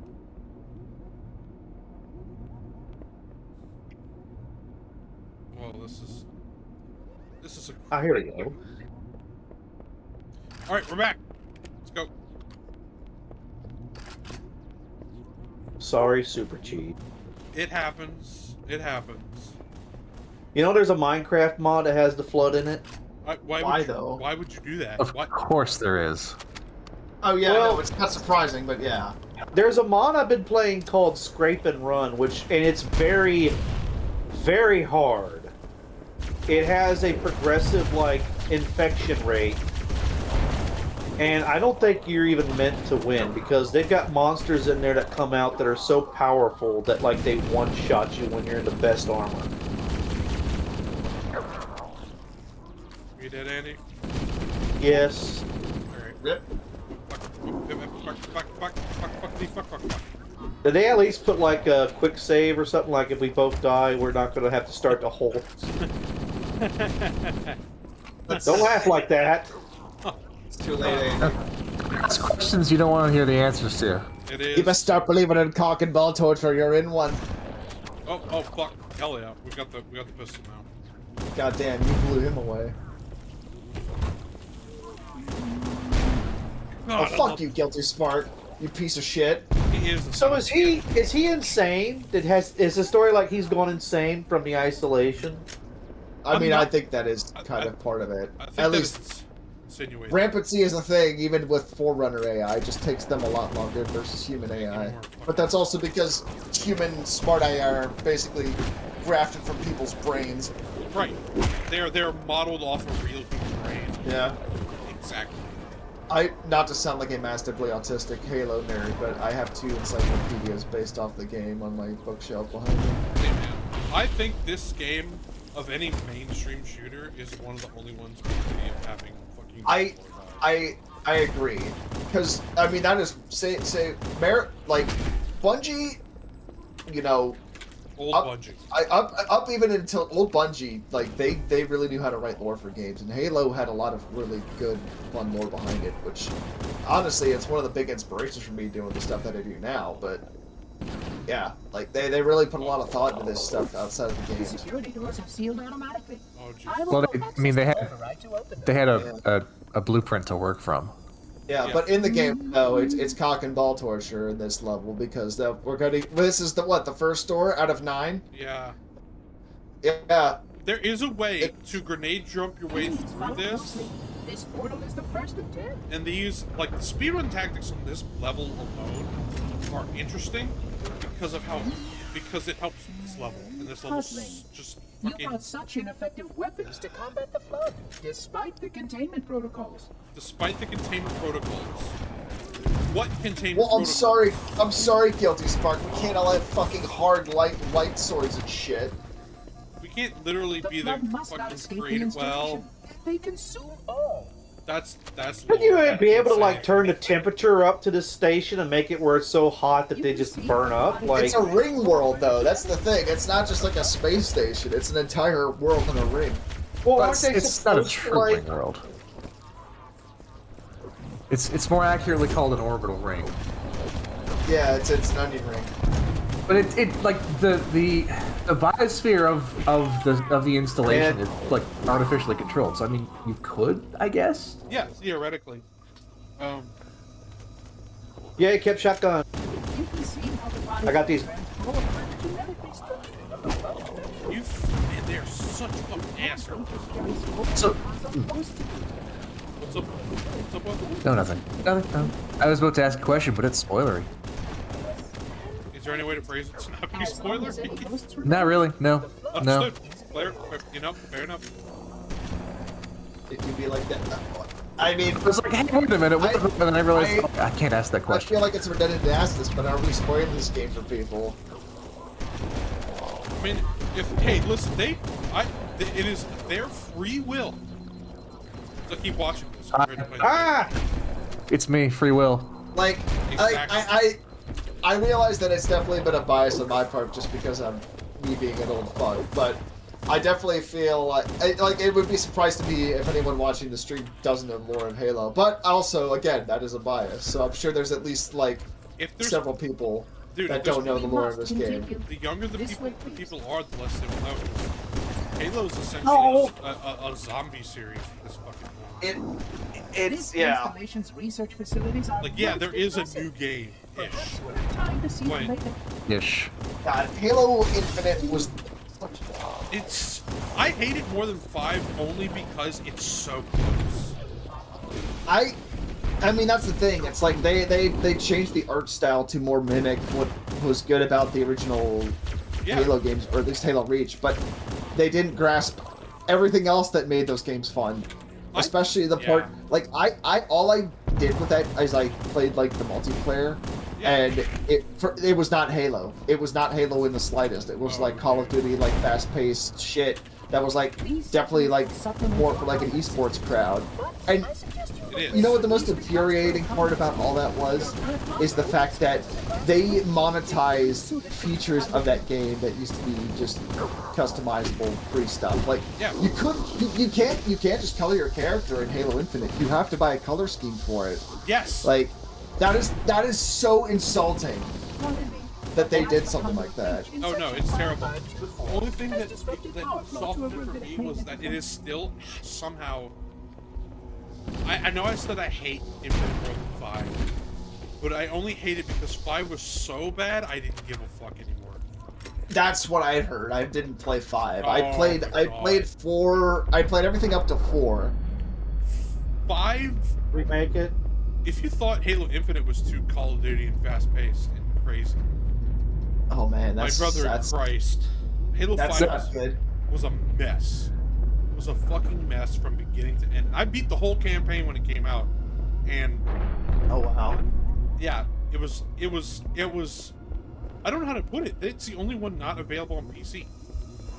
It's the only one, and I think they don't want to do it because they know nobody cares. Like even, I wouldn't be surprised. Infinite plays far more like old Halo than 5 ever did. Flood activity has caused a It does, but it doesn't. Like, no, like the multiplayer for that just made me upset because it was just 5 had all those problems and crispy. Yeah. And worse. Oh, I'm sure it did. I don't doubt that it did. Like, you could buy card packs. It had a card system. That's so stupid. Well, wasn't that around the time that certain like higher ups were like basically wanting to subscription everything? Yes. As opposed to now, yeah. That time has not yet ended. We are still in that time. We are still in that time. Also, even though every time that they've tried to do that shit, people basically have been like, fuck no. Right. Well, obviously not, because somebody's making money off of it. I know, well... It doesn't matter what the public opinion is if people keep buying. That's the problem. Is Yeah. people don't necessarily want to vote with their wallet, but I don't feel like getting into that subject. Yeah, that's a different discussion. Yeah, it's I don't know. Zombie with a shotgun should be like illegal. At least from my personal experience, I'm at a point where it's just like I'm very hesitant to spend my money on games. I agree. You know, the only thing I'm willing to spend it on right now that's mainstream is Battlefield 6 because it actually is a fun video game, and I was surprised. I don't like. I've kind of made it a point to really not give EA any of my money ever since Command and Conquer. I understand. I'm with you. Like I totally get if you want to play it. Like I'm not gonna like demonize you for wanting to play a game, but I'm just No, I get it. Trust me. Yeah. I understand. The only thing with Battlefield 6 is like I was so starved for Battlefield games that I didn't because I love 3. Yeah. That this one I played the beta of it and I'm like, oh, this is the next step that I've been waiting for like 10 years. And I'm like, you know what?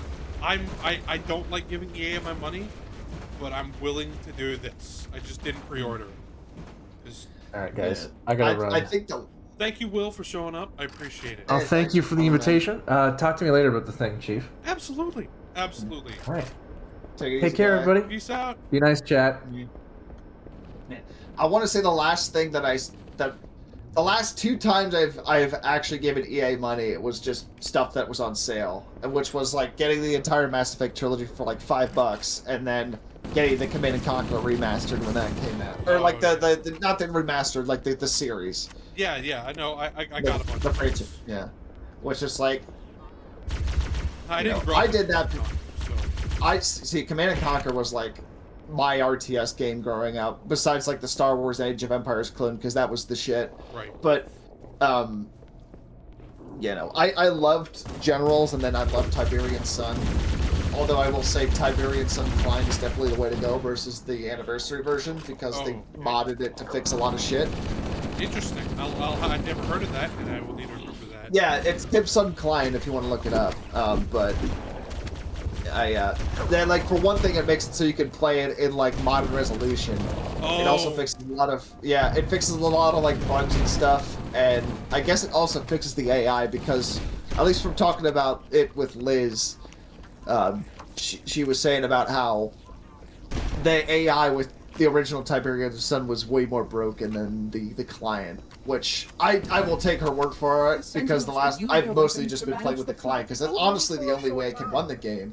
Just trying to run it off of like the CD count I have, it was not working, because it's just that old. Right.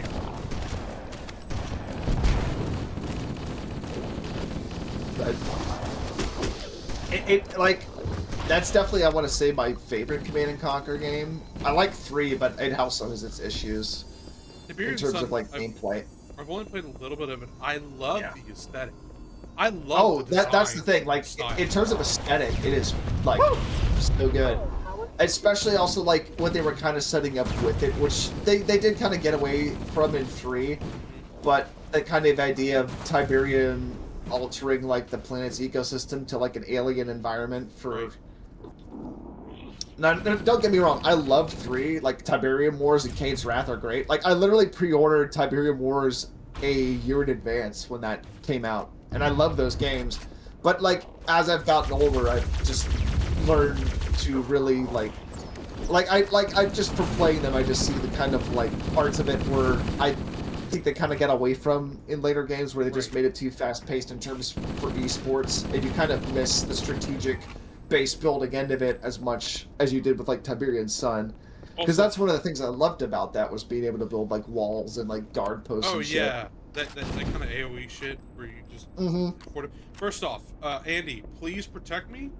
Oh, rocket. Grab it. I need to take a wicked piss. Second off, hello Spara, nice to see you in chat. Also, I just realized I should probably have pulled up Twitch chat just to keep an eye on things. So I appreciate it. I gotta go use the restroom, so please. Go for it, man. Go for it. Go ahead. I'll protect you. Hello, stream. It Oh, is yeah. Andy Van, the most Andy-less of Vans. Yeah, the disc grenade guys were pretty fun. Also, the fun part about them was like if they would explode, they could kill the dudes around them because they had grenades on them. Yeah, that was very fun, wasn't it, guys? That and like the flamethrower troopers from Tiberian Dawn. It was just like, oh, you want to see half your infantry squad go up and fire? Yes, I do. God, remember. I think Halo was the start of the whole Machinima series. You know, because the weird expressions you get like this. I definitely think Halo was the it's what popularized it, and it was absolutely because of Red versus Blue. Oh yeah, Red versus Blue is what really made Machinima become. I bought Red versus Blue on CD. I had them on a DVD. I have the 10-year Red versus Blue DVD if we ever want to watch it sometime for like a movie night.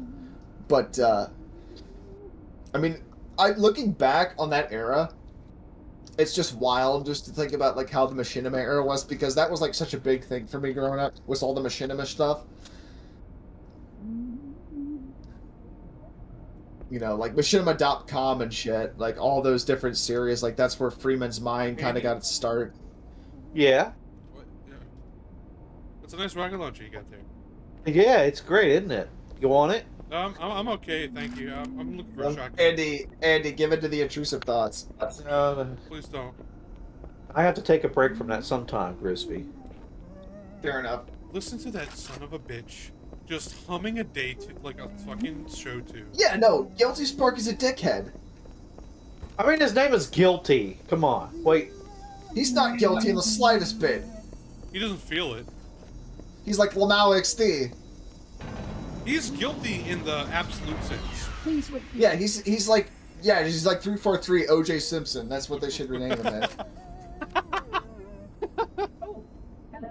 It's just a little white Bronco flying around. Spara, Halo, when console gamers got the experience of PC gamers have everything. Yeah, no, it's true. Yeah, that is the fact. It really was the big console game, wasn't it? It brought shooters to console. For better or for worse, Halo was the first one that showed that you could make an FPS that was financially successful on a major home console. Man, it's crazy thinking that, just looking back, because like Halo was big for me, but it was like I never realized like the significance of it in that regard, you know? Yeah, no, Halo is important. No, it is. It absolutely is.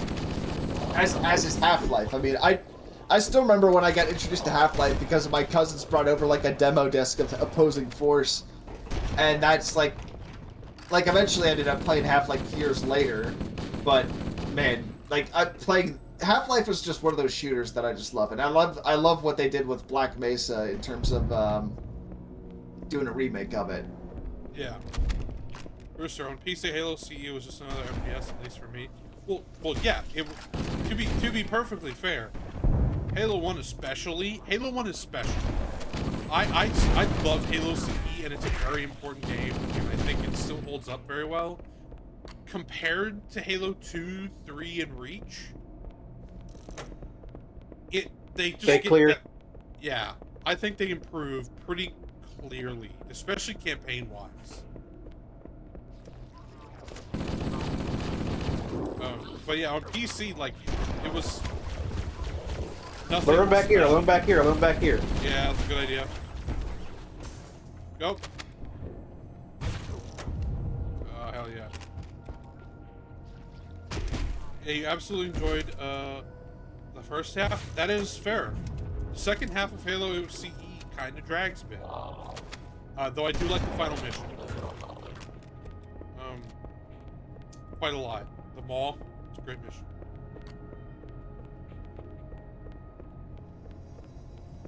Spire, within this vista, you can hit. Look at them back here, little corners like bitches. Look at that. Look at that. I don't want to blow up. I have school tomorrow. They're historically bitches, so.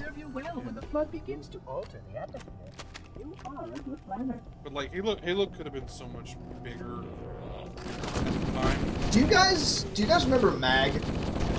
Yes. Me and my friend played the shit out of that game.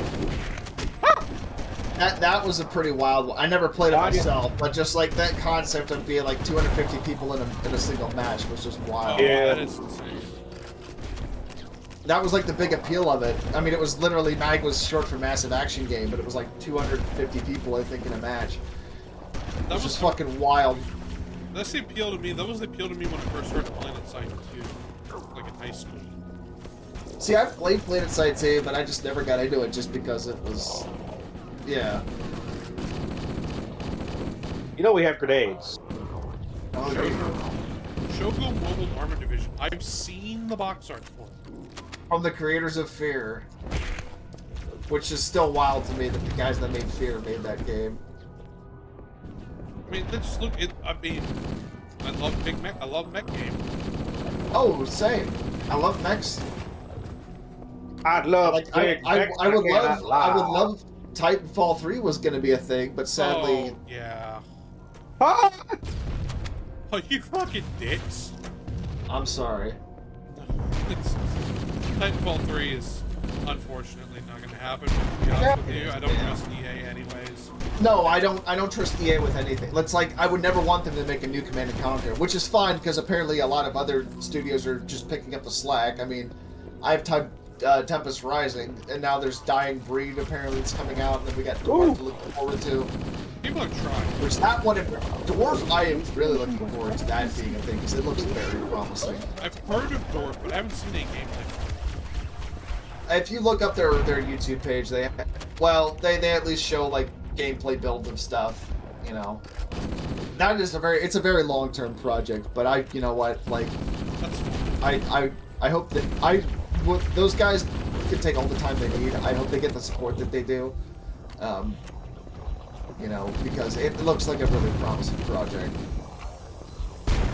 But Dying Breed is apparently like the new, like, it basically is Tiberian Dawn for Microprose. Could you imagine if someone said, like, hey, let's make a game that's just the entirety of the library level from Halo? I think that's just called Dark Souls. I mean, this level, to be perfectly fair. Ooh, yeah, that was bad. Is more like a Doom level in terms of just sheer amount of fucking enemies. Watch out! Than most others. Even though most other levels are still very maze-like, and this one isn't. This one's very straightforward. It's like Serious Sam or some shit. But I don't want to ride the elevator. I saw your foot next to my face hovering there, and I thought you became giant. Like you glitched out and you were like an Atlas, which would be awesome. Hey, well, Andy, I will say there is in Halo 4 a drivable mech. Oh, I know. There's a mech like yeah, the man. It's it's small. It's like very small. Yes, it is. It's like a mini chicken walker. That the other species currently on the installation yeah, but still, responsible for releasing the flood. Right. They seem most persistent in their attempts to access restricted areas. One of those bastards has a mag. Get rid of them. Get rid of them. Oh, I got them. Spark, where the fuck did you go? Where did you... Oh, there you are. There's Sentinels. Hi, Sentinels! Oh, I think we gotta go this way, Andy. Hey, look, drone warfare. That'll never get off the ground. Definitely not.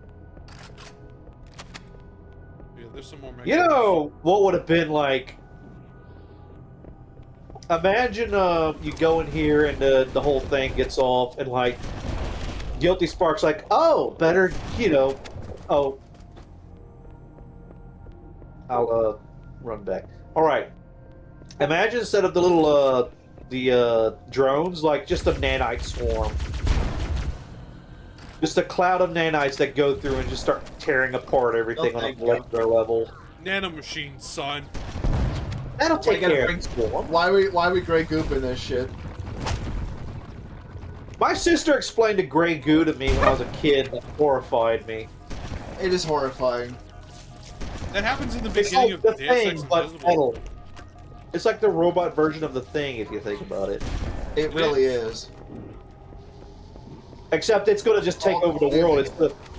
Oh god, has anyone seen the show Lex? No. It's a really stupid, like... I don't know how to express it, but...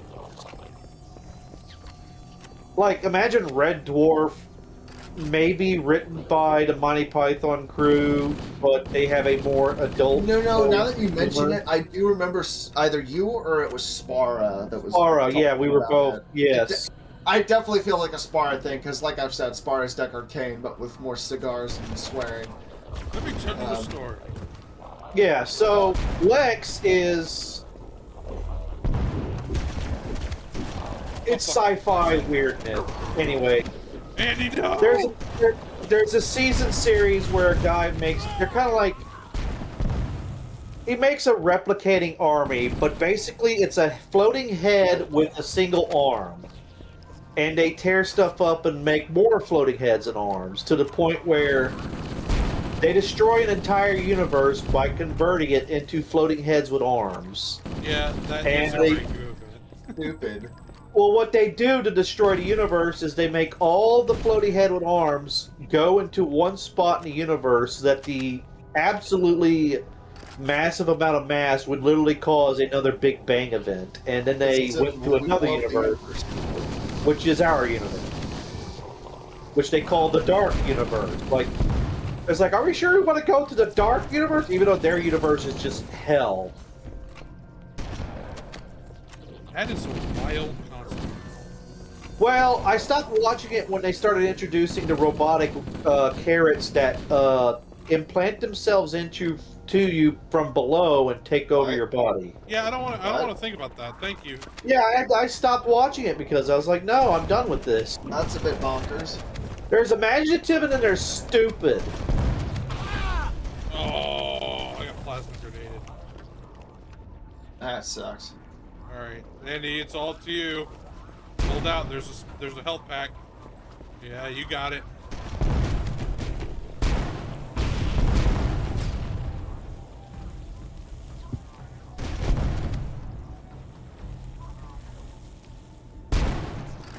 Did you just stumble? Oh, we're back.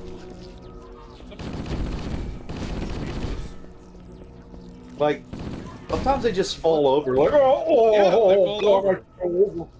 They're not Guess I'll blow up now.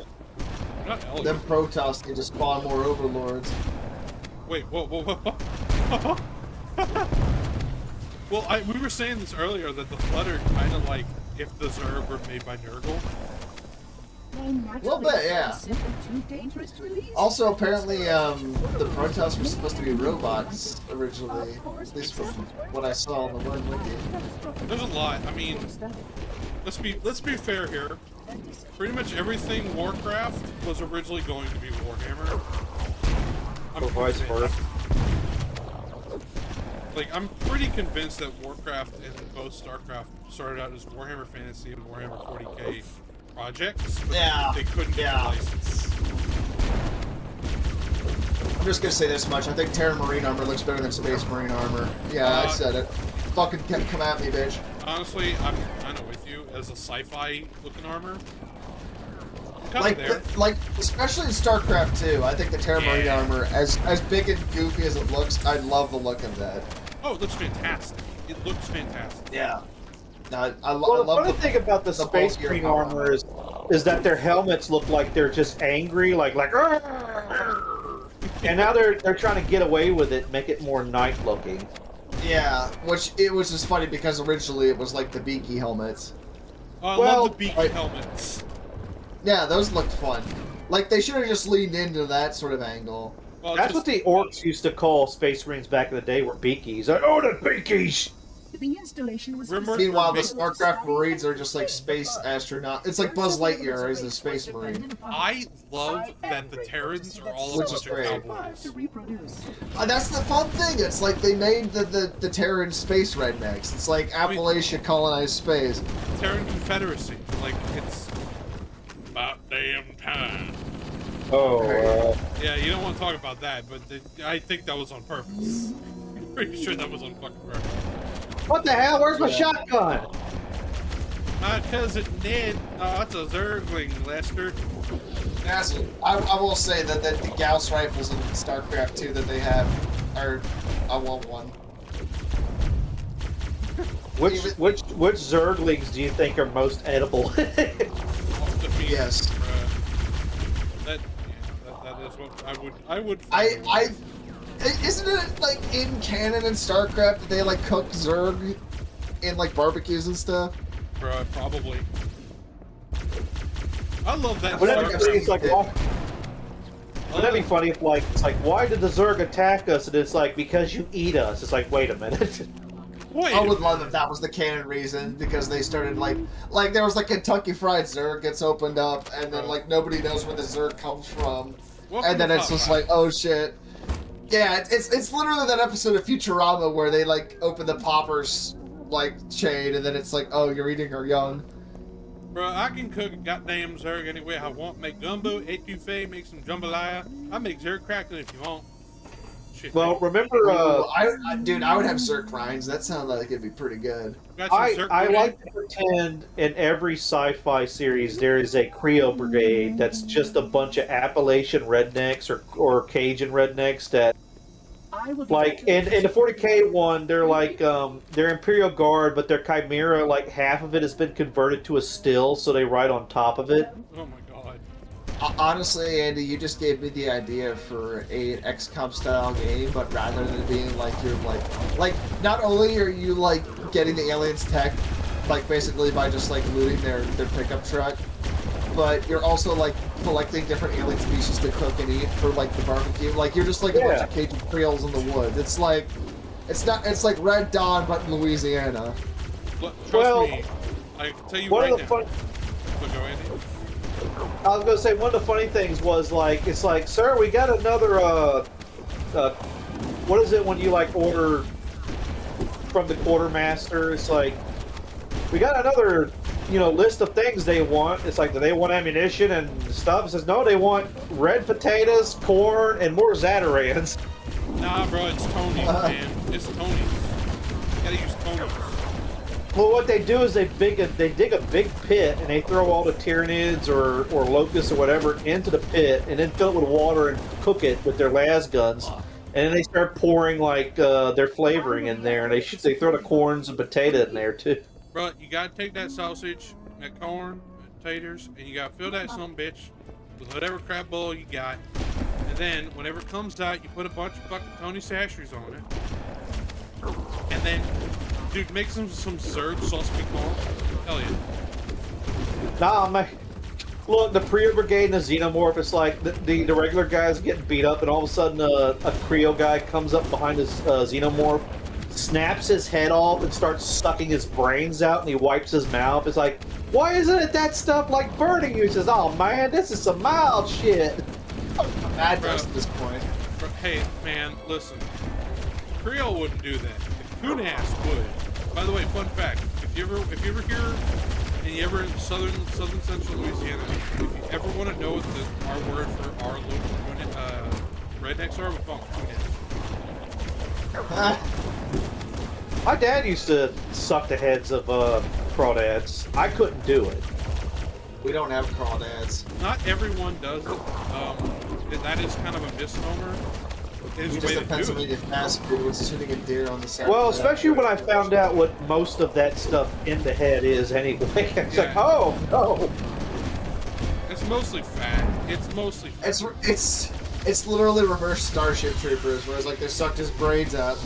No, it's also where they keep their reproductive juices too. So. Oh. Yep. It's mostly fat, but it's also organ. They're not. I mean, they're called mud bugs by many people. Yeah, I like that story that shows. That sounds like such a slur. Well, first of all, they live in the SuperChief sent me this video of a guy that went to visit them and like see the Creole culture.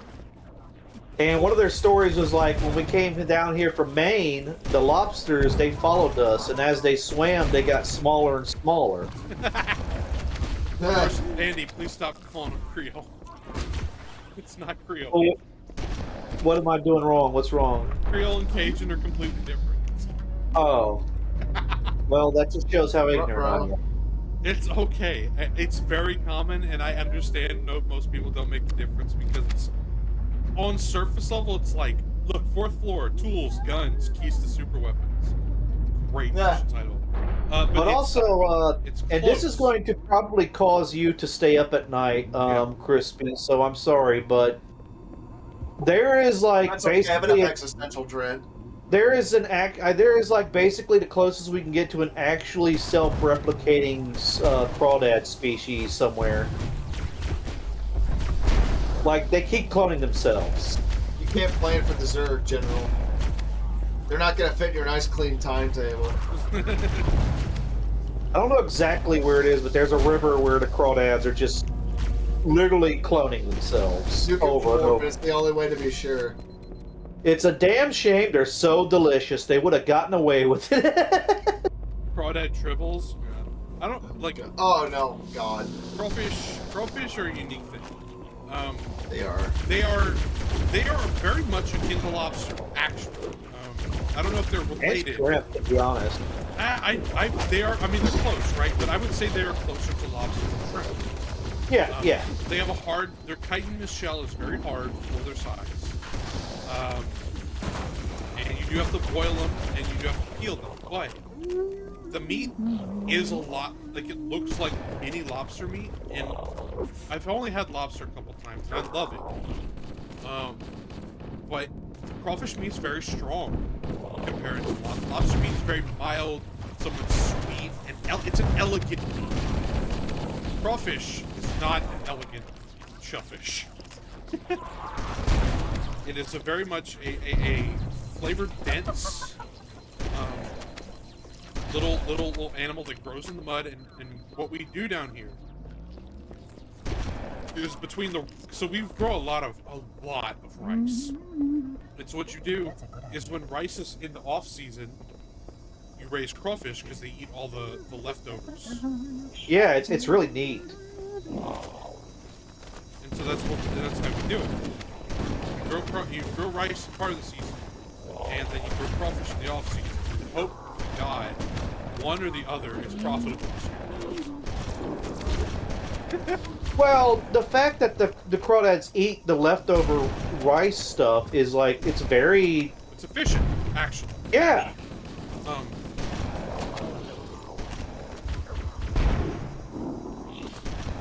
And crawfish is very good. My favorite way to eat it is a touffe. This may sound weird, but I'm not a big jambalaya guy. It's very hard to get jambalaya that's excellent. The last time I had crawfish, and this is very unfortunate, was there's a series of places called Rock and Roll Sushi. Oh, I know Rock and Roll Sushi. We've had a couple try to come here. Well, I tried their crawfish sushi rolls, and it tasted good, but, well, let's just say with crawfish, you have to clean them in a certain way, or you'll have trouble. You gotta be careful. And I don't think they clean. I don't know if they didn't clean them well or if they didn't cook them well, but I was not doing well after having that. Crawfish sushi ain't bad as long as they fully cook the fucking It was sushi. good. I love spicy sushi, and crawfish spicy sushi is very good, but it's a strong flavor, and now here's the thing, Andy, they probably imported those crawfish out of from China. That or they didn't devein them properly. You don't even need to do that. When you kill crawfish, dude, like you peel the meat out and it's good to go. It's very good. You know what I mean when I say devein, right? Yeah, I know, but like you don't have to do that with crawfish compared to shrimp. Like you can. I've seen crawfish that definitely require taking that vein out. Like, man, I must be eating some egg crawfish. You know, the shit tube. Yeah. crawfish, crawfish is it's a little different. They're so small. Shrimp, you absolutely need. I don't care what people say. It is just better to evade the crawfish. I mean the shrimp. Than it is to fucking just let it go. Well, there's an easy way to do it. You twist the tail and you pull it, and it comes with the vein. It's like it's almost like designed to do that. To be honest, it's kind of funny. When you get used to tearing apart like these insects, which is probably horrifying to other intelligent creatures in the galaxy. Where are we going? I don't know. We're talking about crawdads, and the monsters are like becoming a little less. I've noticed that when we started talking about chitinous animals, the monsters have become less like willing to deal with us. These guys are insane. You know, there's at least one Marine that tried to eat that flood. Oh yeah, of course. He was from the southern U.S. Yeah. Cool. We gotta go. Andy, we're almost there. I'm running. If any alien species invaded, we'd be trying to eat them. I'm dead. We got it. Woo. There's two things we're going to try and do with an alien species. We're either going to eat them or we're going to Captain Kirk them. Yep. All right. Cutscene.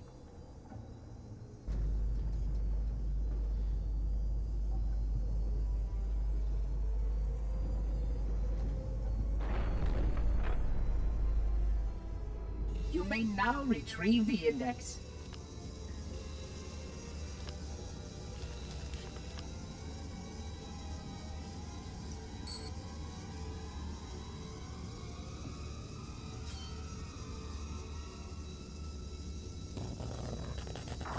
Protocol requires that I take possession of the index for transport. Your organic form renders you vulnerable to infection. The index must not fall into the hands of the Flood before we reach the control room and activate the installation. The Flood is spreading. We must hurry. Yoink. Two betrayals. Fuck. But yeah. Wonder what's gonna happen here. I wonder. Which means that any organism with sufficient mass and cognitive capability is a potential vector. Is something wrong? No, nothing. Splendid, shall we?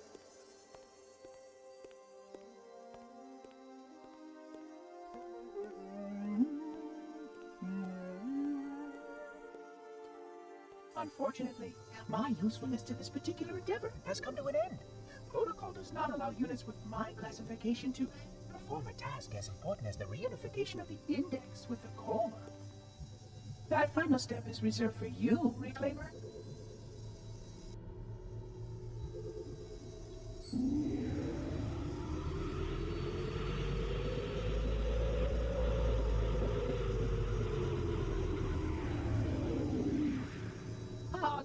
That wasn't supposed to happen. Oh, really? Cortana. I've spent the last 12 hours cooped up in here watching you toady about, helping that thing get set to slit our throats. Hold on now. He's a friend. Oh, I didn't realize. He's your pal, is he? Your chum?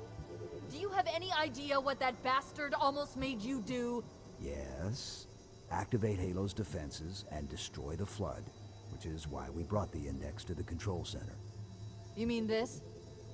A construct in the core? That is absolutely unacceptable. Sod off! What impertinence! I shall purge you at once! You sure that's a good idea? How dare you? Oh! Do what? I have the index. You can just float and sputter. Enough! The Flood is spreading. If we activate Halo's defenses, we can wipe them out. You have no idea how this ring works, do you? Why the Forerunners built it? Halo doesn't kill Flood. It kills their food. Humans, Covenant, whatever. We're all equally edible. The only way to stop the Flood is to starve them to death. And that's exactly what Halo is designed to do. Wipe the galaxy clean of all sentient life. You don't believe me? Ask him.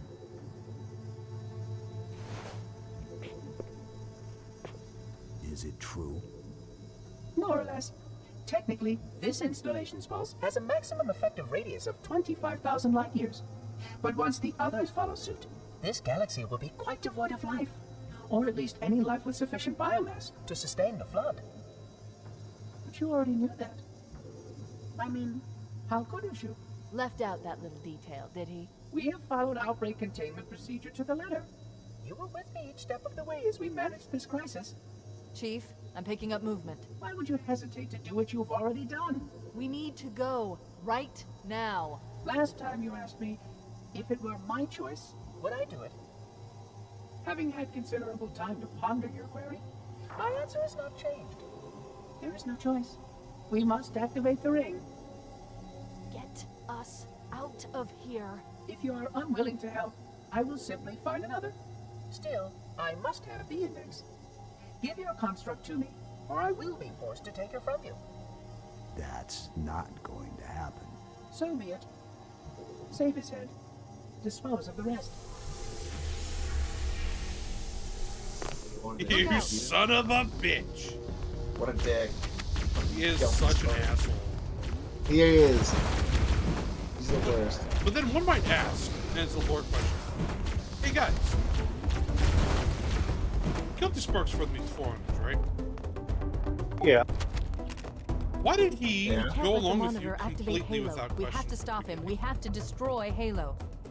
According Because to my the analysis implication of is supposed to be available that data, I humans believe are the best course of Forerunners' action is somewhat descendants. risky. An explosion of sufficient Thank you for just size saying it out will loud. destabilize the ring and will Well, capture a I don't know if they're number of forerunners. I think like. trigger a detonation No, on I a believe that large is scale, confirmed. however. Starships Oh, I thought humans were like a favorite of the forerunners. And I mean, that's kind of what it's I'm going supposed to search be, what's but left of the yeah. battle to see if I can locate the pillar of Autumn's crash site. If the ship's They are captain essentially like the is heirs to still the relatively Forerunners' intact, legacy. then Is supposed to be the destroy Halo. expedition. It's something like that. It's been like I said, it's been so long since I've dived into Halo lore. It's been 1 week since you looked at me.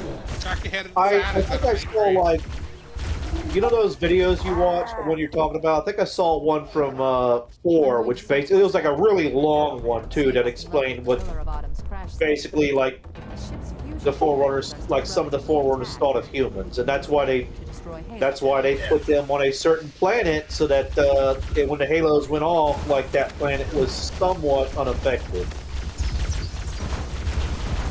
Yeah, or I guess as they later rectified it, they put them on the Halo arrays, which, alright. Yeah, that was one. I love how we're just. Oh, I thought the whole point of the arc was like that's where they put all the sentient life as like a sort of fallout shelter from what the Halo arrays were gonna do. I believe that was the intent. But here's the thing, I'm with a lot of people. When I think of Halo lore, anything done by 343 alone is just out the window. Yeah, Yeah, no, I'm with you on that. I'm with you on that. Yeah, that's a problem when you get like a story like the or that gets handed down, you know, like. I 100%. It's like once you get too into the weeds of like the lore of like how the sausage is made, essentially, that's when it's gonna ruin the fun. Because half the fun of stuff like this is leaving it open to interpretation. Sometimes a story's best when you leave it up to interpretation, because then the fans start arguing about what it could be, and they'll never figure out what it actually is and get disappointed. Yeah, agreed. Basically, 4 hours of shit do. That one grunt, it was me! I did it! I got him! Prior to the 343 split, okay. See, like, there's so, like, that's the funny thing about the series. It does have nowhere near as close to BattleTech or 40K in terms of board, but there is enough. We need to buy some time so that in there case are the like monitor or his sentinels different find a way to levels activate of Halo's just final kind weapon of lore without the index. shenanigans. The machinery Which in these is cannons fun are in and Halo's of primary itself, firing mechanism. but is also They consist of frustrating 3 in phase other pulse aspects. generators that amplify Halo's signal Really and is. allow it to fire deep into space. The power levels are enormous. I can't even begin to calculate the pulse's range. So, if we damage But or the thing destroy is like the flood is on this ring because they were keeping it, right? To study or something. Yeah, it was like quarantine on the ring is sort of like a place to study it, which I guess makes sense because it's like if you're gonna study it, why not study it at the place where you can activate a means to destroy it? Well, it was like I don't remember whether it was. I think it was because they stored it, right? Because most other flood, all the other flood was ixnayed previously. Are we just spoiling shit though, so we feel in later games? I don't know. Maybe I don't know how many people, how much our audience is into the Halo lore. I guess really depends if we're spoiling it or not. Right. Because I'm not gonna just ignorantly assume that we don't have people in the audience that don't know the lore, because I'm sure that there's some that don't. But at the same time, I feel like for people that know about the BPL and stuff, I feel like they would probably at least be aware of the lore to some extent. Well, let's just say let's keep certain things under wraps until the later games. But I think that's fair. General discussion of it, I think, is still fine as long as we keep it vague enough. You know, I was thinking, like, there's the three factions. You got the Covenant, you got the Terrans, and you got the Flood. But what about the, I guess the Forerunner tech stuff there's not diverse enough, because there's just the floaty head and the drones, you know? But well... One of those banshees. that I know of. It depends on... Well, you haven't played 4, right? If I have, it was so quick that I didn't, like, gobble up enough, like... Alright. Andy, there is a faction that you fight for that technically would make up a 4th faction, but I hate them so much, I would rather not talk about them until we get there. Yeah, I think the Banished are an interesting faction idea, but... The Banished are right. My... Yeah. It's the, what is it? The Prometheans. Yes, I am with you. I hate... Yeah, I wonder what their deal is. I hate their visually. I've said this before in the Oxen Plug podcast. I hate the idea of floaty bits when it comes to alien technology. Oh, dude. I'm with you. Also, I just fucking... Promethean Knights, especially in 4, are such a... They could have been cool. To fight. They're such a bitch to fight. Oh, if we're talking fighting, and that's... shit. They could have been cool, you're right. And they're behind the scenes, and what they are is kind of lame still. Yeah. And I'm like, 4 is a mess. 5 is worse, but we don't have to deal with that because it's not here. You can ignore it. And I don't choose to subscribe to anything post 343, so... Get in the Banshee, Andy. We're going up. Their weapons work weird. Yes, their weapons do work very strange. Is this the part where I can get the secret song? There's in Halo 2. So, I don't remember if the Master Chief Collection censored it or not, but Halo 2 had music from 2 very big rock bands. Yes, Incubus and Breaking Benjamin. And they were great. But in the remake... It was. They actually... The remastered... I fucked up. I fucked up. So Andy, just drop yourself off at the checkpoint because I pressed the wrong button. Hold on a minute, I gotta clear it off first. But, like, blow me away. If it's still in here, I'm playing it. I don't care. It's awesome. The Incubus shit is amazing. But what's also amazing is that the Halo 2 remastered soundtrack is still fucking excellent. It is. They got Steve Vai back to redo the Halo theme again. Which is awesome. And they got Misha Mansour from Periphery to do a lot of the soundtrack on that, and it's also very like Follow in Flight, which is what replaces I think one of the Incubus songs, is awesome. Like Follow in Flight is fucking a great piece of music. I can't wait for Halo 2. That's pretty rad. Yeah, because actually that's the one where it's like their visual updates and everything were great. Oh yeah, the remaster of Halo 2 is infinitely better than Halo 1's. And It Halo really 2 is is. just great. Like, Halo 3 is great, but Halo 2 is like the one where it like really hit its stride as a series. It is. Halo 2 was the big one.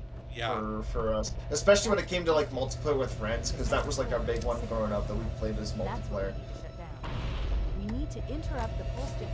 You need to interrupt the pulse generator. Just Objective accomplished. Also, The pulse generator has Xbox overloaded.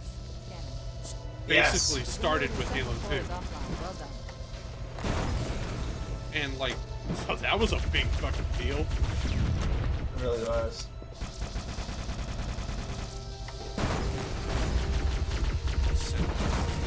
Little bastards. Sentinels suck. They seem pretty weak against the plasma fire. Reach is a close third. Reach is so good I don't care. Yeah, that's fair. Reach is the last hurrah. It's a turning point. It is. It really is. I liked Reach. I like I especially visually, I think Reach did stuff a lot really good. And it changed it up without changing it so much that it was unrecognizable. Yeah. I think.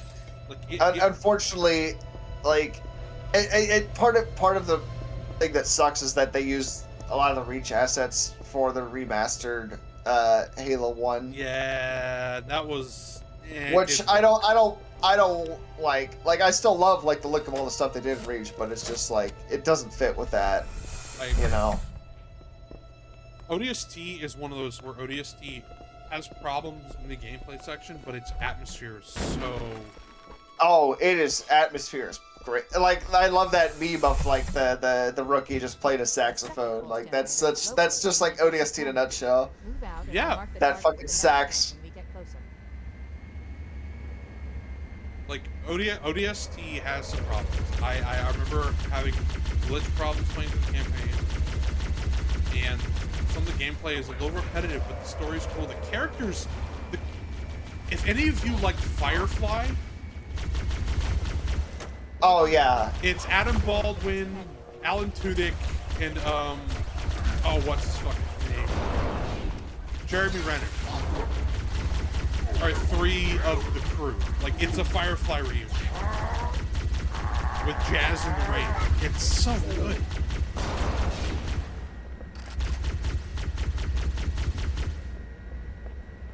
All right. Are you sure Jeremy Renner, not Nathan Fillion? Nathan Fillion, not Jeremy Renner.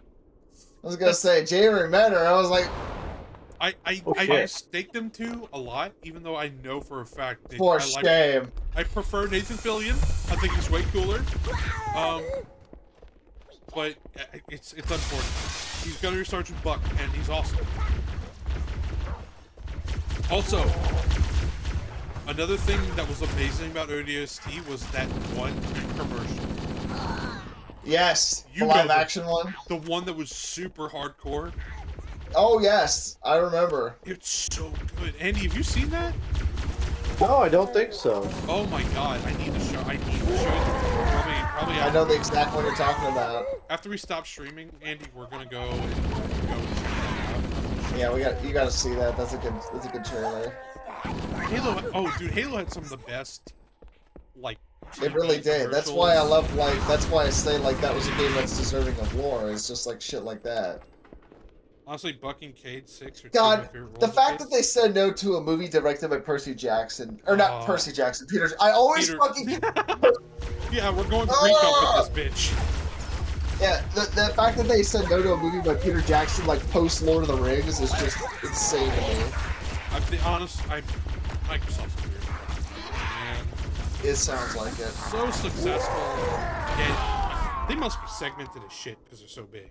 Like it's gotta be something, man. It definitely feels like a case of a left hand doesn't know what the right is doing. Yeah, that's what happens when you get too big. I think it is. Yep. I think ODST. I hate how the books just killed off the rookie.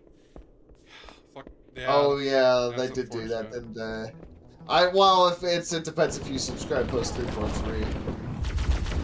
I think it's perfectly fine to say like just Chief was like stuck in space, or the more fun idea, it's like Chief was stuck in space and then was found by the Ford, and then it turned into Marathon. do because doing it in the remaster makes it more lifestyle. Yeah, I get you, Steel Griffin. I really do. I just, you know, I'm a big rock metal guy. And Incubus, like Incubus's Science album I've listened to it recently. Has become some of my greatest. I gotta say this. When it comes to like the era that Halo was released in, like the early 2000s, like that music very much fits for a reason, because like those sorts of games had a very much like early 2000s feel to them. And I'm not even talking about like the games themselves. I'm talking about stuff like what the UI looked like, what like the menus look like, all the graphics stuff in terms of like the layout and everything. You know, like that very much there. It was that sort of 2000s look, and it's really hard to sort of like describe it without actually saying to go look it up online. I mean, Whacker knows, he was there. He was one of the architects at Microsoft when they were still making toasters. Well, like yeah, exactly. Like, you know, he was there at Nintendo when they started making card games in the 80s. Yeah, exactly. Shit. Oh my god. Hi, Whacker. Oh my god, Whacker, you've shown up in the nick of time. Yeah, we're lost my shotgun. Shut up, Andrew. We're talking about you tilting at windmills. Yeah. Whacker, it's very kind of you to donate your extra sagging skin to those poor burn victims. I was very concerned as to where that sentence was going. Well, again, Andy, we appreciate you being an example for all of us as a warning from history. Whacker. The other side were wrong and they didn't deserve it. Whacker, you're awfully like braggadocious for a pillar of salt. I'm not salty. I'm very sweet. Oh yeah, you're a warhead. I'm so sweet I melt if I go out in the rain, motherfucker. Oh yeah, we don't get the sword until 2. That's right. Yeah, we don't get the fucking sick ass energy sword. Also, Whacker, you missed the worst level in the fucking game. I think you're there, dude. No, the library is absolutely the worst level. Yeah, the library is the worst level. I mean, this is just the control room level in reverse. Yeah. I still maintain that the repetitiveness of the levels in this game really made it hard to get all the. I don't disagree. Yeah, you're fair. That's a fair statement. But this has the same problem. Yeah. Go, Andy. Halo was rushed. It was rushed. But this has the same problem DMC4 has. You play the levels in one order, and then you play them again in reverse. Yeah, this is literally reverse.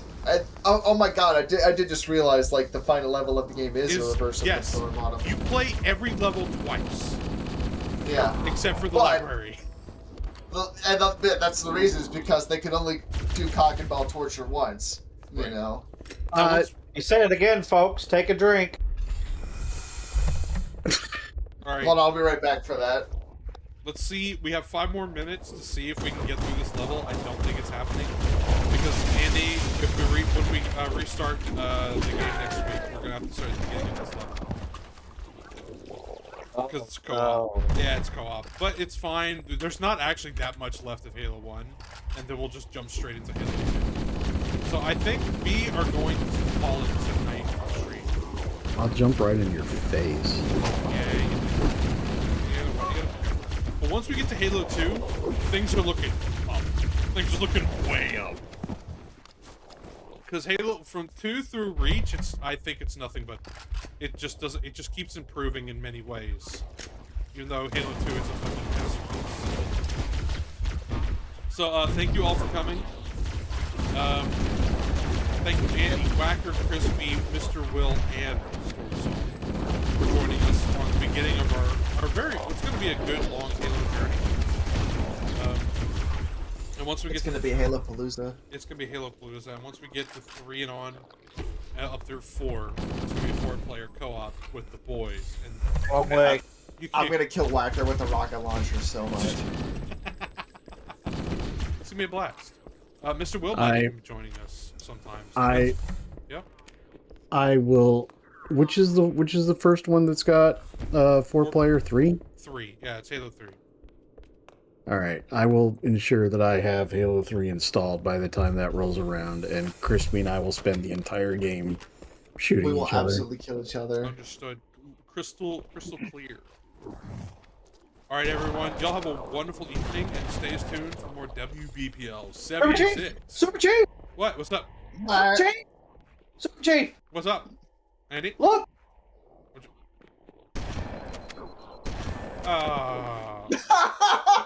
Good night, everybody.